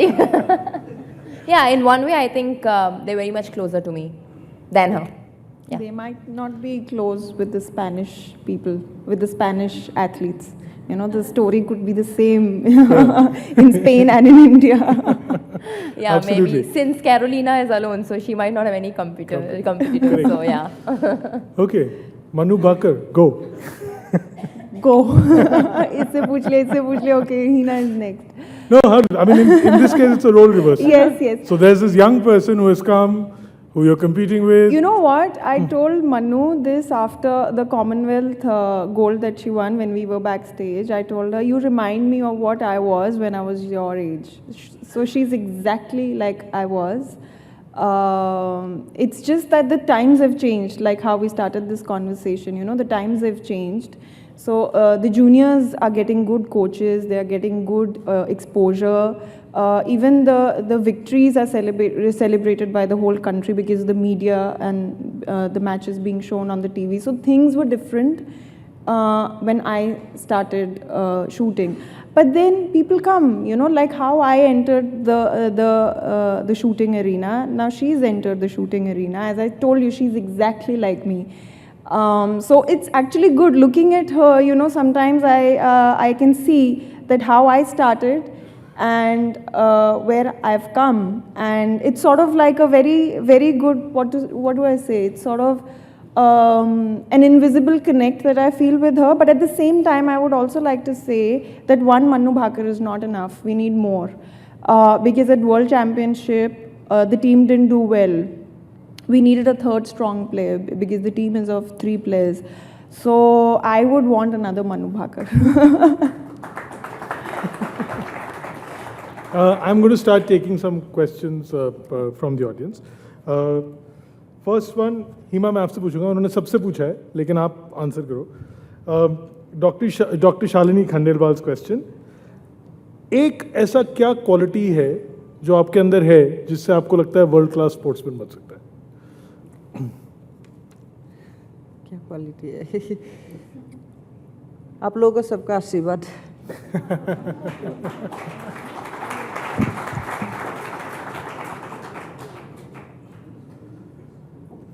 I've got a question for you, Sindhu, from Riya Gupta, who says, what can make you lose focus on a badminton court? Is there anything that can make you lose focus? And let's answer that first. I'll get to the second point as well. Okay. I think nothing, because when you go onto the court, it's just you and nothing else. You don't think about anything, basically, because we prepare for that match to give our 100%. So I don't think we will just lose focus just like that, because we train for that. Does it affect you? And this is, I'm just drawing from the second question. Okay. If you're playing against an opponent who's very pushy, who's pushing the you know, on the line calls, who's saying, no, this was in, this was out, does that sort of make any difference to you? See, I think it's everywhere now. Everybody does that, you know. Maybe it's a strategy or it's their way, it's another thing. But you just have to be there and be focused. Like if they push or if they delay the match or if they just say that, you know, you're doing, you know, you're just cheating or you're not giving right calls or going and complaining the umpire or wasting time. I think you have to just be focused. They might disturb you or just do anything. It's a game, so everything is fair, right? So, yeah. I mean, I feel that you shouldn't get disturbed and just be yourself and be focused. There are some questions, but a lot of them are on a similar theme. One theme that is coming to you, Sindhu, is that you're doing really well, but what is it with finals? Is there a bit of a block that comes in once in a while? Well, I mean, sometimes I think that, okay, you know, every time, as I said before, every time I go for a tournament, you know, everybody is like, you know, this time you're going to win, this time you will win, we know you will win. I mean, they are already, you know, They've assumed that it's done. Yeah, I mean, and, you know, if we don't go up to their expectations, they just become very nervous or they feel bad at what's happening here. But I just want to say that it's not so easy. I mean, we will give our 100% from our side, because when we go onto the court, we will always want to give our 100% and win whichever match we play. But sometimes, you know, it might just not be your day, or sometimes you might play brilliantly. But, you know, sometimes there's a lot of pressure. But, you know, it's just like an ordinary player where you just go and just give your best. And they should understand that from the player's perspective that, you know, they are also giving their 100%. You know, rest is just the game, and on that day, who plays well and give their best is a winner, what I feel. आपके लिए भी एक सवाल है. आप short term में, daily में, जब ट्रेनिंग के लिए जाते हो, आप गोल सेट करते हो अपने लिए कि आज मुझे ऐसा करना है ट्रेनिंग में, ये टाइम बीट करना है या इतना भागना है?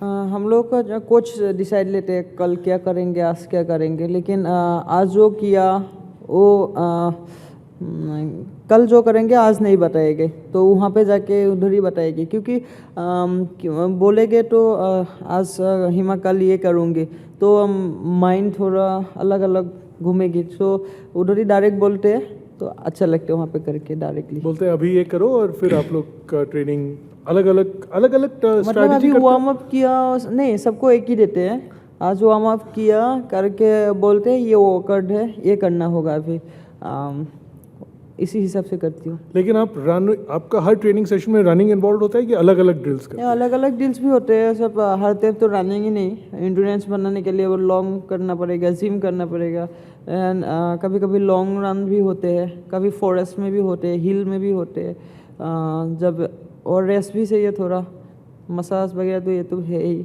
स्विमिंग भी करना पड़ता है कभी, मुझे स्विमिंग नहीं आते हैं बाकी सब ऐसे ही चलते हैं। तो अब सीख रहे हो आप स्विमिंग की नहीं? नहीं, थोड़ा सा जाती हूँ, उसके बाद पानी खा के Okay, Hina, you guys play, you do World Cups, there are shooting events, etc. What is the difference between these events that you do all the time and a multidiscipline event like a Commonwealth Games or the Asian Games where you're part of a contingent? It's a little different because of the amount of attention that we get. One, the pressure of expectations of the whole country, everybody, is more for multidisciplinary events like Olympics and Commonwealth and Asian Games. Even though the other events that we go to, World Cups and World Championships, are much tougher. You know, World Championship is much tougher than the Olympic Games for shooting. In Olympics, we've got very limited participation in shooting. Of course, they are the best in the world, but the participation is very limited. In World Championship, we've got players from every country you can think of, and they get their whole contingent. So winning a medal at the World Championship, I would say, is my dream number one, and then would be Olympic Games, because of the sheer competition that you get at the World Championship. Yes, I think that's the only difference. The difference comes from, I would say, the media. You know, there's more media attention on multidisciplinary events. We want more medals. So it's all the hoopla attached with it. But at the end of the day, you have to do the same thing. You know, you compete against the same people. You meet the same people. So for us, every medal is the same. You know, games wala is not, I mean, anything special for an athlete. But yes, for a country, it means a lot. Okay, we're out of time, but one last question आपसे. ये Usain bolt की तरह आप कोई sign prepare कर रहे हो जीतने के बाद करने के लिए, बोल्ट का साइन जैसे करते हो? नहीं, सबका अलग अलग स्टाइल है, तो कोई जीत के ऐसे ही चला जाते हैं, हम लोग थोड़ा कैमरा आने से थोड़ा ज़्यादा हो जाते हैं, तो इसलिए हाँ, तो इसलिए सबको एक स्टाइल मेंटेन करना होते हैं, तो मैंने भी सीखा वही है मोंजाई मीन्स दिल से आते जो हाथ ऐसे करके करते हैं। तो अब हम ये देखने वाले हैं आप जब भी जीतोगे तो। This looks like bhangra also. सब कर सकते हैं। Yeah. Okay, ladies and gentlemen, thank you so much. Thank you. Hina Sidhu, PV Sindhu and Hima Das. Thank you very much, Kunal, PV Sindhu, Hina and Hima. May I request the editor, Mint, Mr. Vinay Kamath, to please come up and present mementos to our sports girls.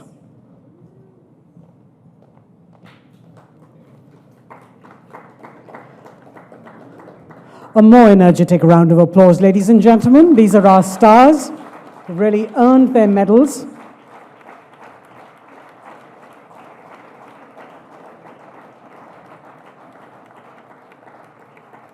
Kunal and Vinay, please pose for a photograph with them, please. Closer.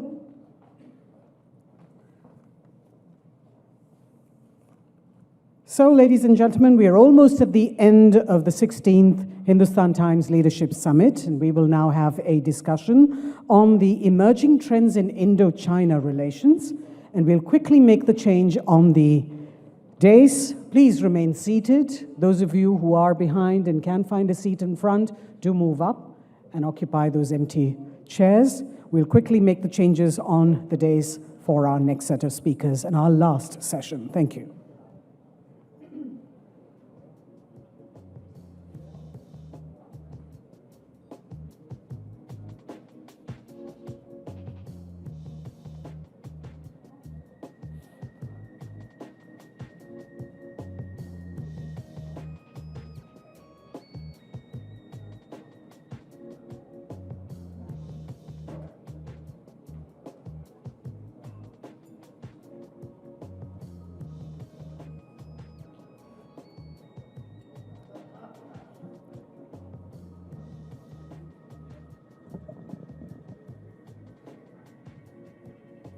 So, ladies and gentlemen, steering this conversation is the foreign editor of Hindustan Times, Mr. Pramit Pal Chaudhary, and our panel includes Dr. Huyao Wang, founder and president, Center for China and Globalization, the president of the Global Corporate Affairs at Tata Sons, and former Foreign Secretary of India, Mr. S. Jaishankar, and the Professor, Department of Government and International Studies, Hong Kong Baptist University, Professor Jean-Pierre Cabestan.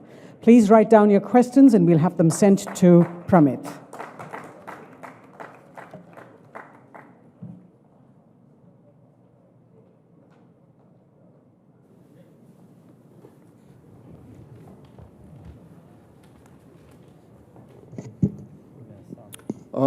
Well, to say that India and China are Asia's two giants, so on and so forth, is a pointless statement, and it's now said so often that it's a genuine geopolitical cliche. However, it does not detract from the fact that it is still a very important relationship. And as we have known in India in the past 4 years, we've had a, should we say, unusually contentious relationship with China, in the sense that we've had squabbles over the traditional squabbles over the Dalai Lama. We've had a military standoff at Doklam. We've had a larger and continuing difference, major difference over the Belt Road Initiative. But now, in this year, we have the spirit of Wuhan, where we saw Prime Minister Modi and the Chinese leader Xi Jinping come together and bring down the temperature dramatically to the point that it's almost hard to believe that Indian troops and Indian and Chinese troops were standing, if you wish, eyeball to eyeball up to last year. But anyway, to talk to us about where India and China could possibly be going and why they are the way they are with each other, I've got myself a distinguished panel, as has been mentioned. And I'm going to start immediately. Dr. Wang, and I'm going to ask each of you to speak, as I've mentioned to you all, 3 points, 5 minutes each. India and China, where do you see the worldviews of these two countries? Where do they diverge? Where do they converge? Thank you, Chair. It's great to be at this conference. I think I'm really learning a lot. I think regarding the question you'll be asking, I think first of all, India and China are such great countries that so supplementary, have a long history, and even a dynasty, a Tang dynasty. There's a monk from China actually coming to India, the first time to import, the Buddhism actually into China, and so there's a lot of historical exchanges. And then I think that even more so now, as India and China are two largest growing economy in the world. I mean, India is doing 7-8%. So there's so many things in similarity. Like we have a huge population, 1.3 billion people. We have the density, the environment, the urbanization. Of course, India is much more younger and more dynamic. So there's so many things can be learned. China has actually opened up for the last 4 decades. This year is 40 years anniversary of China opening up, and we have a lot of. Also learned a lot of experience in terms of infrastructure, in terms of all those issues, construction and building up the economy, managing a big country similar to India, in size. So So I think there's a lot of things that can be supplementary to each other for that matter as well. I think more than that, there's the environment, there's education, cultural exchanges. Recently, I mean, last year there was a big movie box from India to China. It's called Bango. It's a Gango. It's really about wrestling. The parent teaching. It was actually made. Worldwide box office is about 300 million. China made almost 200 million of that. It's huge business, and so I think there's a lot of things that India and China can work together, can really benefit. I mean now, we have also currently have a trade friction with U.S., so that makes China look more diversified, maybe more, look at huge market potential that India could have. So I think that there's really a lot of things that we can work together. Second. India and China can play a lot of role in the global governance, globalization. We all, work for the global multilateral system. I think maybe trade, and we could work together. India was a founding partner of Asian Infrastructure Investment Bank, and also there's a vice president from India actually chairing on that bank, and India is a large recipient of that AIIB. So I think there's a lot of way to work. We can work on the many other multilateral organizations, G20 members, and also WTO, Shanghai Cooperation, particularly the BRICS country. India and China can play a lot of role in working, shaping the future of the BRICS economy. So many things there that I think we can work together. And finally, I would like to say that India and China actually, we see the world economy actually is shifting the balance because of the rise of India and China. The economy is growing so fast, and then the population is much more younger and productive. So I think that maybe the next 10, 20 years, the Asian century, will emerge, and then the key player would be India and China. So I see 100 reasons, for India and China to get together and really work together. Solve the differences, and particularly now, I think China is also trying to be more diversified. I mean, U.S. is pursuing unilateralism, is American first. So other countries can see how we can work together to really cope this deglobalization, which I think that China and India are really two big supporters and partners for that. So there are some differences. There are some in the past. There's a lot of misunderstanding. I think that we should turn that page over now. We should really looking for the new era. We should really the two countries should work together and really find a way to be a partnership, and then maybe even have a free trade agreement of some kind, and really promote, because there are so many things that Chinese have done well in China and can amplify that, maybe combine with the Indian experience and knowledge, and also China market can be more open to Indian companies as well. So I think there's so many things that you cannot talk about that enough about the two largest country in terms of the population in the world, and it's all in Asia. So I'm quite optimistic in the future trend. I think that as the economy grows, as there's more, we look more similarities rather than differences. So I think that China and India really should work together. Okay, well, that's a very rosy picture. So Dr. Kabastan, I'm going to come to you as in the last round, because you're the neutral partner in this round. So Dr. Jaishankar, he spoke about us working together, global governance, fighting deglobalization. How do you see the world when it comes to India and China? Well, I think I see it somewhat differently, and I'll make 3 points. One, the rise of China, I think the implications of the rise of China are still hugely underestimated, and the world is coming to terms with it. So my first point is, let's look at the impact of China on the world. And if you see today, the impact's been very profound. You look at US essentially coming to believe that the trading system is broken mainly because of China. You look at Japan, which is revising its security policies. You look at Europe, which is worried whether very hard-fought European unity is being eroded by groups like 16+1. That it's no longer a system. The rest of the world, essentially, if there are other issues as well, and therefore, we see the disruptions and the kind of turbulence that we have in the world. And I would say particularly, if you see the messaging which comes out of One Belt, One Road, of the South China Sea issue, of Make in China 2025, I think it's a very, very powerful messaging which doesn't necessarily leave the rest of the world more confident in dealing with China. So that's my first point. My second point, China's impact on India. Now, if you have what is really the emergence of a global power, the impact would be felt most strongly in its immediate proximity. And it is our good fortune that we happen to be China's immediate neighbor. So when people today talk about, this is happening with China, that's happening with China, I would say the good news is we have woken up. The bad news is we woke up late. So we've actually had a period, just look at the last 10 years. You had the Hambantota project in Sri Lanka. Actually, I would go back earlier. I would even go to what was happening in Myanmar before, in the 1990s.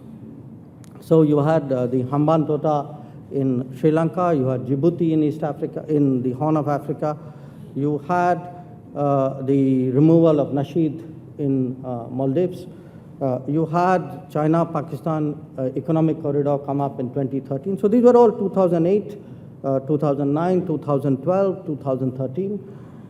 And I think a lot of this, perhaps we didn't fully understand or respond to the implications of this. So today, I would say, if you look at the impact of China on India, if we really think this is strategic, then my view is we should get serious about it. It's sort of too important an issue really for there to be domestic divisions on this issue. And there are solutions. I'm not suggesting there aren't. The third is, what is the impact of India on China? Because India has also been rising. Now, I don't know how many of you would readily appreciate this. When Rajiv Gandhi went to China in 1988, the Indian economy and the Chinese economy were the same size. In the 30 years that has passed, the Chinese economy is 5 times the size of India. So although there has been a rise of India, which has impacted on every other part of the world, in China, because compared to China, we have grown 20%. So it's not had the same impact on China which it has had in the rest of the world. So what has happened is, particularly in the last few years, I heard Professor Wang talk about Asian century, etc. But the fact is, China was very focused on the US. The phrase G2 was very much in vogue at that time. The lot of Indian concerns were sort of brushed aside. I think we had some real problems in One Belt, One Road. We had issues on NSG. We had issues on the Masood Azhar designations. So there are issues out there. And most of all, we have issues on trade. Year on year for 15 years, our trade deficit is growing. So trade deficit is just not an American problem vis-a-vis China. It's also very much an Indian problem. I think we are in the top 3 or 4 of the countries. Now, having laid this out, my view is actually if you take the 3 parts of this problem, the global dynamics, what China is doing to India and South Asia, where India is in response to China, if you put that together in new circumstances, it is possible if the 2 countries decide that they want to construct a different kind of relationship for that to happen. And I think Wuhan was a first attempt at sort of changing the needle of the relationship in a more positive direction. So I would take that as something which was a very significant effort, at least on both sides. The concluding note, I would say, along with Mr. Wang, I would be cautiously optimistic. But the question is really, having lived in China, having looked at this account, I would like to see it happen on the ground. I wouldn't limit it to nice words. So, Dr. Kabistan, you are a European who's lived in Asia now for over 20 years. Yep. And are based in Hong Kong. And now, since you've been in India for 2 days, you know everything about us as well. So therefore, where do you see India and China going? Well, first of all, thank you. Thanks to the Hindustan Times for inviting me, for giving me an occasion to come back to India, a country which I visited for the first time in 1974. Maybe many of you were not born, but it was another India, I can tell you. I would like to make 3 points. First of all, I would like to say a few things about the Indo-China relations. And I would like also to say a few things about the Belt and Road Initiative and what the current state of it and the likely future of it. And then finally, I would like to maybe dwell a bit on the US-China trade war and how does it play out on the Chinese domestic political stage, because I think there are some interesting connections between the two. Now, I think regarding the India-China relationship, this relationship has been growing in the last 20 years. And what I see for the future is the mixture of cooperation and competition will carry on at the same time. What I mean by that there will be both more cooperation, more room for cooperation, but also more room for competition, if not confrontation. Cooperation, I mean, it's been mentioned by the other speakers. I would add maybe one area which has not been mentioned is the fight against terrorism, including maybe in Afghanistan, but that's an open issue. Maybe I would like to have maybe the reaction of the other speakers to that. I see also some cooperation in the BRICS, some complementarity in the economy, all those things are well known. But I see also a lot of room for growing competition, particularly in the Indian Ocean. Now, something I'm sure all know is that China has become one of the countries which is the most dependent upon Middle East oil. So China needs to secure its sea lane of communication all the way to the Middle East, but also to Africa, where China does more and more business. So I think in the Indian Ocean, there will be a growing competition between China and India. And what I've seen in the last few years in India, readjusting its own security policy, reaching out other partners, all the way from the US to Japan, but also to my country, to France, with which India has developed some cooperation in the naval area, exchanging facilities and port calls, including in Djibouti, where precisely China has set up a naval base 2 years ago, a year ago. So I see this also this area of competition becoming more serious in the coming years, the Quad being one of the illustrations of it. My second point is about the Belt and Road. I think it's, as you know, it's not a multilateral initiative, it's a Chinese initiative which is aimed at pursuing both economic and geostrategic goals.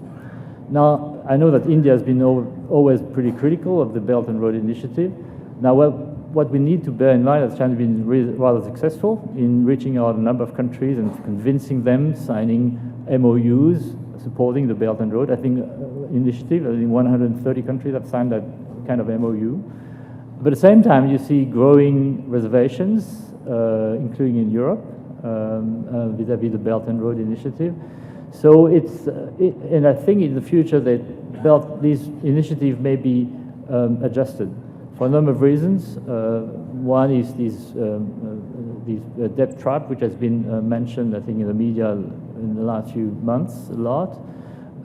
Also, the fact that more countries would like to propose their own initiatives in order to provide infrastructures to a number of developing countries. And I see a number of reactions, not only from the US, but also from the European community, from Germany, and other countries which want to also put together fundings for developing countries in a more transparent way, maybe in a more open way. And so there is some, I would say, some pushback. One of the good thing of the Belt and Road is to have triggered that sort of reaction. Now, the final problem for China is maybe that China has been overstretched, and there's been some debate in China whether we should readdress the Belt and Road Initiative. That brings me to my third point, which is this US-China trade war, and how is it playing out in China. You may have heard that in the middle of the summer, Xi Jinping was under attack by a number of leaders in China and also intellectuals, scholars, for being too rigid vis-à-vis the US and not making any concessions in the trade war. And these attacks were concentrated at the time, actually, Xi Jinping was visiting Africa. And when he came back, he managed to, I think, reassert his position at the top of the leadership. But I think what has come out of that battle is you see a more divided leadership, both on how to deal with the US, but also how to deal with internal domestic economic reforms. On the one hand, you see Xi Jinping and pro-Xi Jinping people being more in favor of the SOEs, the state-owned enterprises, as a pillar of the economy, while you see the Prime Minister, Li Keqiang, being more in favor of boosting private businesses, opening the market more. So you see the connection between this US-China trade war and the domestic political divisions. Now, how is going to play out? What will be the end game? I don't know. I think that Xi Jinping is still a very strong position. I don't think that Li Keqiang and the reformists are going to prevail. But I think down the road, China may adjust its position and make some concessions to the US. Whether going to lead to some kind of plaza agreement, agreement which was signed by Japan and China in the 80s, I doubt it. But I see maybe more flexibility on the part of China, probably after the midterm election in the US. So, Dr. Wang, what I'm getting a sense here is you gave a very positive picture, but it was in many ways an abstract concept of what could be done.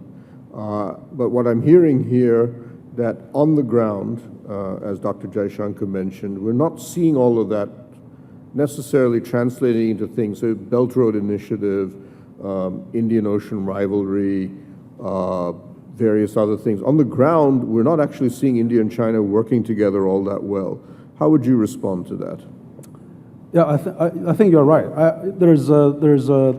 First of all, I think politically we need to really get the relationship, geared up. I'm very pleased to see President Modi was at the BRICS summit last year in China, and also this year again. I mean, in Wuhan, met President Xi personally. So at a high level, I think there's already some goodwill, quite a bit of there. Second, I think we should really strengthen the people-to-people exchanges. I mean, China every year has about 600,000 students go to the United States, go study abroad. Half of them went to the United States, but how many come to India? So, and also India is a big country, 1.3 billion. How many Indian students go into China? I mean, that's something. So tourism. China has about 100 million people touring around the world every year. So how many come to India? India has so many historical places to see. It's a great country. I think that we really should start of this people-to-people exchange, and also the narrative should be different, because right now we still live in the bad memories we need in the old days. But maybe we should really looking beyond. Just think about if the two biggest developing country or populous country in the world not work together, we are also neighbors. It's really hard to imagine, who else can work together. It's really sad if we don't do that. So I think the complementary is so big, as Ambassador said. I mean, 20 years ago, I mean, the two countries has the similar GDP. Now China is 4 or 5 times. Yeah. So China has accumulated a lot of capital, like technical transfer. Mm-hmm. India is similar to China. Have a large geography. We can apply this infrastructure, technology, and mobile phone and communication, internet. All those things can and real estate. I mean, there's urbanization. How to manage that. So I think for the Chinese companies. A Fortune 500 company, China has 100 of them. I mean, India is the most attractive market. I mean, you got a cheaper land, cheaper labor, and everything. I mean, why not? So I'm really looking forward to that. So I get it. That's a strong sort of almost European point of view of how the world should solve its problems. So I'm curious to know, Dr. Jaishankar, do you see that? People-to-people exchanges, economics, is that enough to get our two countries closer together? You know, look, I'd come at it slightly differently. I agree with Professor Wang that we need better relations. And I'll tell you why we need it from a kind of a power perspective. If India-China relations, among the bigger powers, if India-China relations are particularly frictional, I think everybody else will take advantage of it, including countries which are friends of India or friends of China. So I do see, a great strategic sense in improving the relationship, because today in a much more multipolar world where everybody is playing everybody, it's not in India's interest that our relationship with one big pole of the world is particularly bad. So that argument, I think that was in many ways the argument which really impelled the Wuhan meeting. Right. But having said that, I think we have to, while we can talk about an Asian century and all of that, there is not just an old narrative, there's a contemporary narrative. You know, today's narrative is Masood Azhar and One Belt, One Road and China-Pakistan Economic Corridor and NSG, etc. If you go to someone who's 25 years old today, who may or may not remember the 1962 conflict, they don't have a positive view of all of these developments. So I think we need to do something about the contemporary narrative.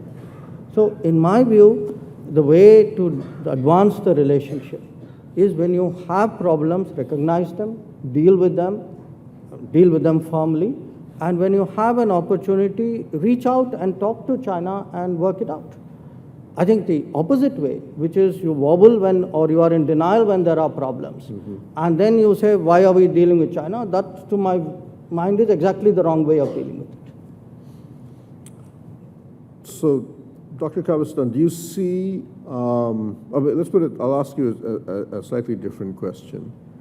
As you've mentioned, domestic Chinese politics now is becoming a little more exciting than it was thought to have been a few years ago, where it was basically just she, and she. And now you're saying that there seems to be a few cracks here and there. Pretending you're Xi Jinping, what do you see the world at present, given what you're getting from the United States, what you're seeing in terms of the Belt Road Initiative, which was your pet project, and where do you see India fitting into this, in Xi's opinion? Okay. If I were Xi, I don't know, but I think what I see, is Xi Jinping trying to limit the number of fronts on which China needs to fight. The big fight now is with the US. So China is inclined to sort of mitigate its tensions with India, with Japan and other players. I think the Modi-Xi Jinping's summit in Wuhan was part of it. Now, how strategic or tactical this move is, I mean, I'm inclined to think it's more tactical than strategic, for the reason I've indicated earlier, that the competition between these two Asian giants will carry on for a number of reasons in the future, in spite of the people-to-people relations and in spite of the business-to-business relations, which are more positive and less confrontational, although there is some competition as well. But if you talk to Indian business people, they're more ready to cooperate with China, to deal with China, than the security people. If you talk to security people in India, they're very, very critical and very worried about what's China and China activism on the Belt and Road in the Indian Ocean and elsewhere. Now, what's going on between China and Japan is also quite interesting. A few years ago, Abe Shinzo was somewhat of persona non grata in China. Now they're going to meet again, they're going to have a summit, and clearly the intention of Xi Jinping is to limit the number of fronts on which China is engaged and to sort of concentrate on the US. With the US, we see clearly the trade war is not about trade. It's about the competition between two giants, a country which wants to remain the leader in terms of military power, but also technology. So a lot is at stake these days. And we see, I mean, if you've read Vice President Pence's speech yesterday or the day before, you've got a sense of how deep the confrontation may be in the future. So China needs to concentrate on that and manage that more difficult relationship, not only as far as trade is concerned, but also as far as the South China Sea is concerned, Taiwan, the East China Sea, and so on, but the global competition between China and the US. So that's, okay. I think, what so let me start turning to, since we're accumulating quite a few questions from the audience. So Dr. Wang, since I think the bulk of the questions are addressed to you, I'll begin. I think 2 points are repeated in the questions that I've gotten here, and they're specifically about China's policies. Number one, why does China continue to oppose, and the only P5 member to continue to publicly say we will not endorse India for permanent seat in the Security Council? One. Second, given that Pakistan on a daily basis kills Indian soldiers, carries out attacks on India, and maintains a large terrorist network that is largely aimed at India, how do Indians handle the fact that Pakistan is probably your closest friend in the world? Well, thank you for the question, but you know, I'm not in the government. So regarding your first question is really difficult to. None of us are now. No, that's right, and so. Because I'm not in the Ministry of Foreign Affairs, so that detail, I'm not following. Personal view, that's fine. I'm not following that details. But I think what also the second question as well. I mean, I think there's not enough communications between China and India. Basically, I think there should be more enough communications. We should reduce the suspicion. We should increase the confidence and trust. Which I think now the Indian movies is so popular in China, which is a good example. I think like the movie Dango, you know, sells 200 million box office in China. Even more than India. And I saw another movie, Superstar. It was selling only, maybe 10 million in India. It was 50 million in China. So we should have more, people-to-people perceptions and changing the views of each other. I mean, we both have a long history. So I think that if we go back to that kind of spirit, all the rest can be relatively easy. So I think those. Political issues, I think because of the things that we have, is because I think there's sometimes a lack of trust. And we really need to work on that and really strengthen the people-to-people exchanges and cultural exchanges and also many other areas, economically, politically, so that I think we can have a better relation and a strong partnership. And once they realize, the two largest populous country in the world, highest growth of the economy in the world, if we work together, we can make miracles. Then, all the rest can be really easy. So I see that the film director Amir Khan will be very impressed with the idea he should visit China. He can resolve all of these problems, or he's at the heart of this. I'll just I'll give this to Dr. Kavistan. Do you see the yuan replacing the dollar as the global reserve currency? No. No. Not in Why? my lifetime, if I may say. For two reasons.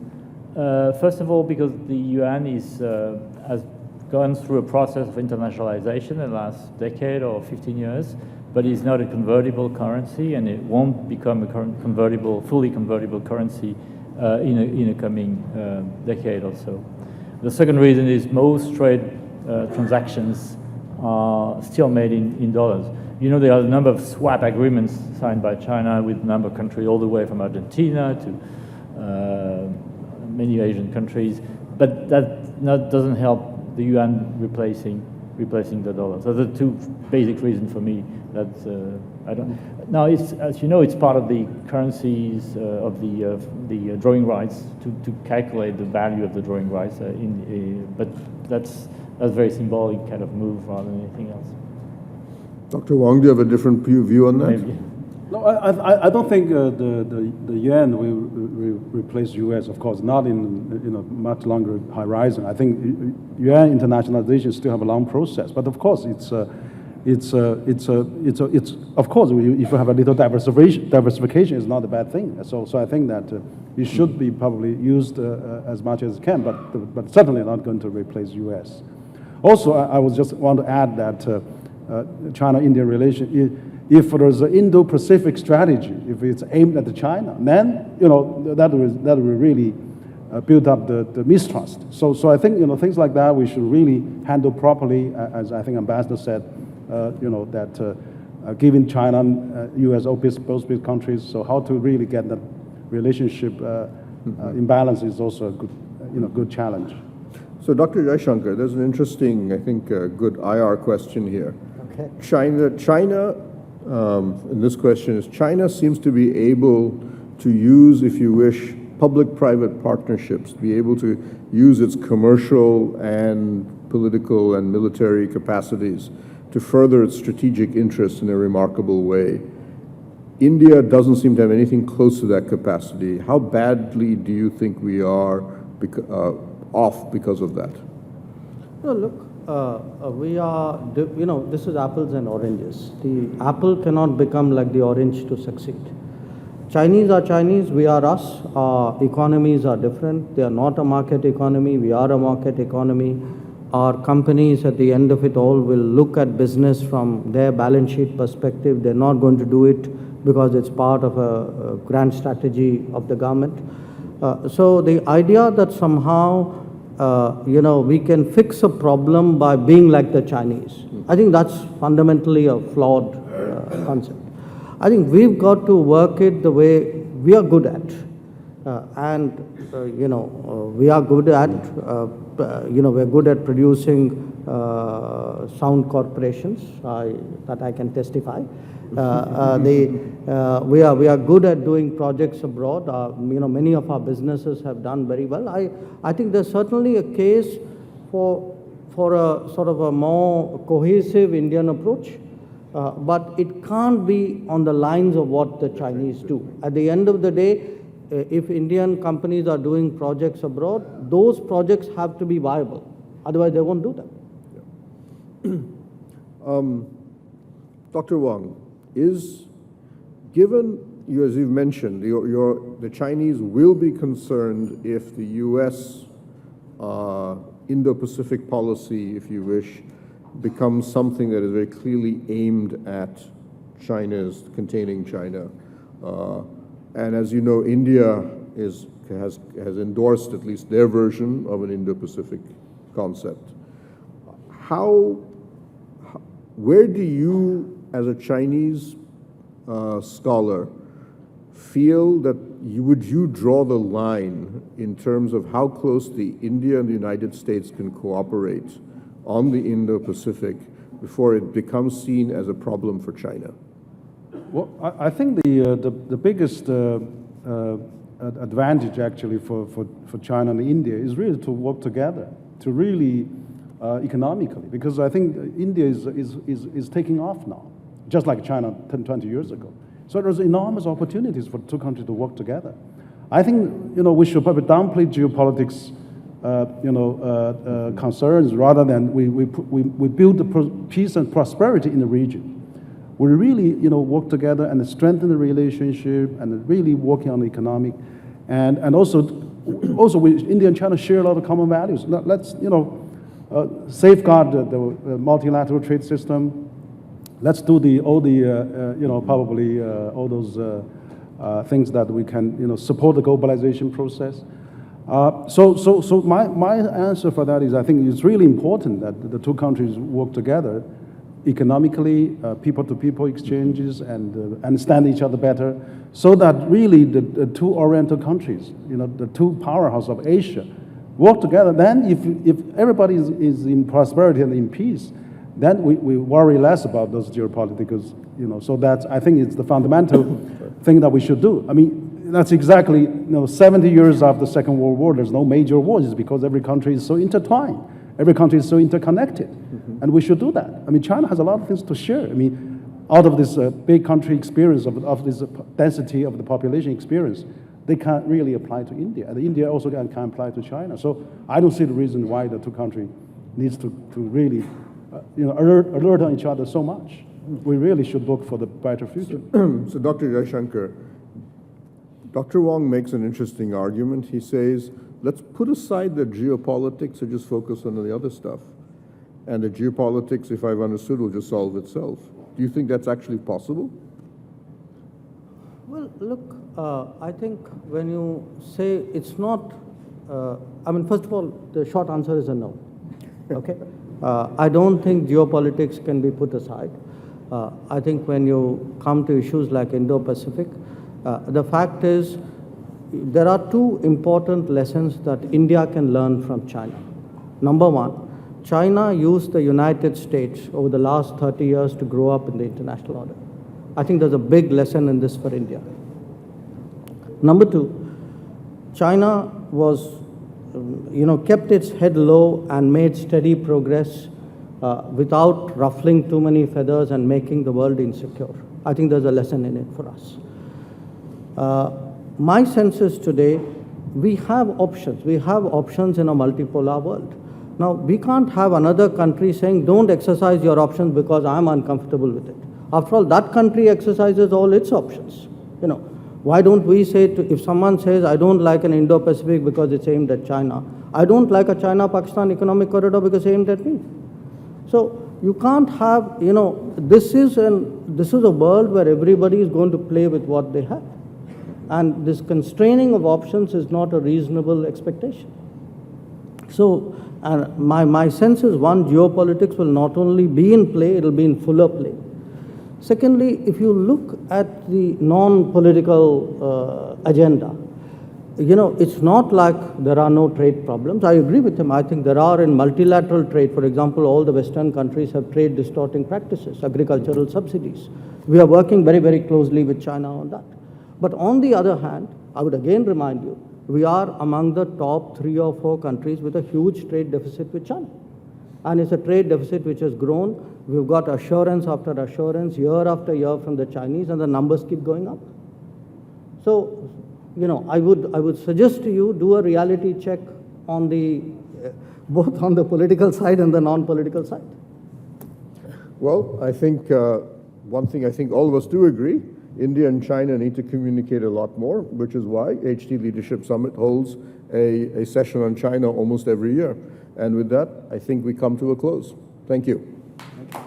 Thank you very much, Pramit. Thank you, Dr. Wang, Professor Kabisthan, and Mr. Jaishankar. May I request Mr. Sanjay Thapar, Business Head Events and Marketing Solutions, HT Media Limited, to please present all our speakers with small tokens of appreciation. Ladies and gentlemen, a generous round of applause for our speakers.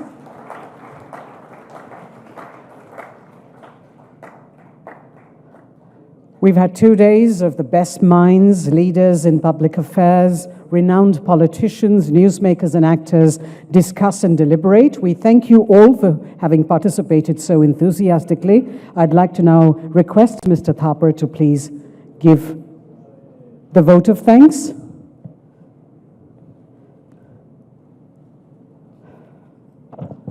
Thank you very much, Mr. Thapar.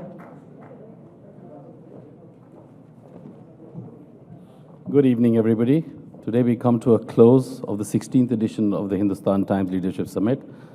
The theme this year was Reimagining the Future.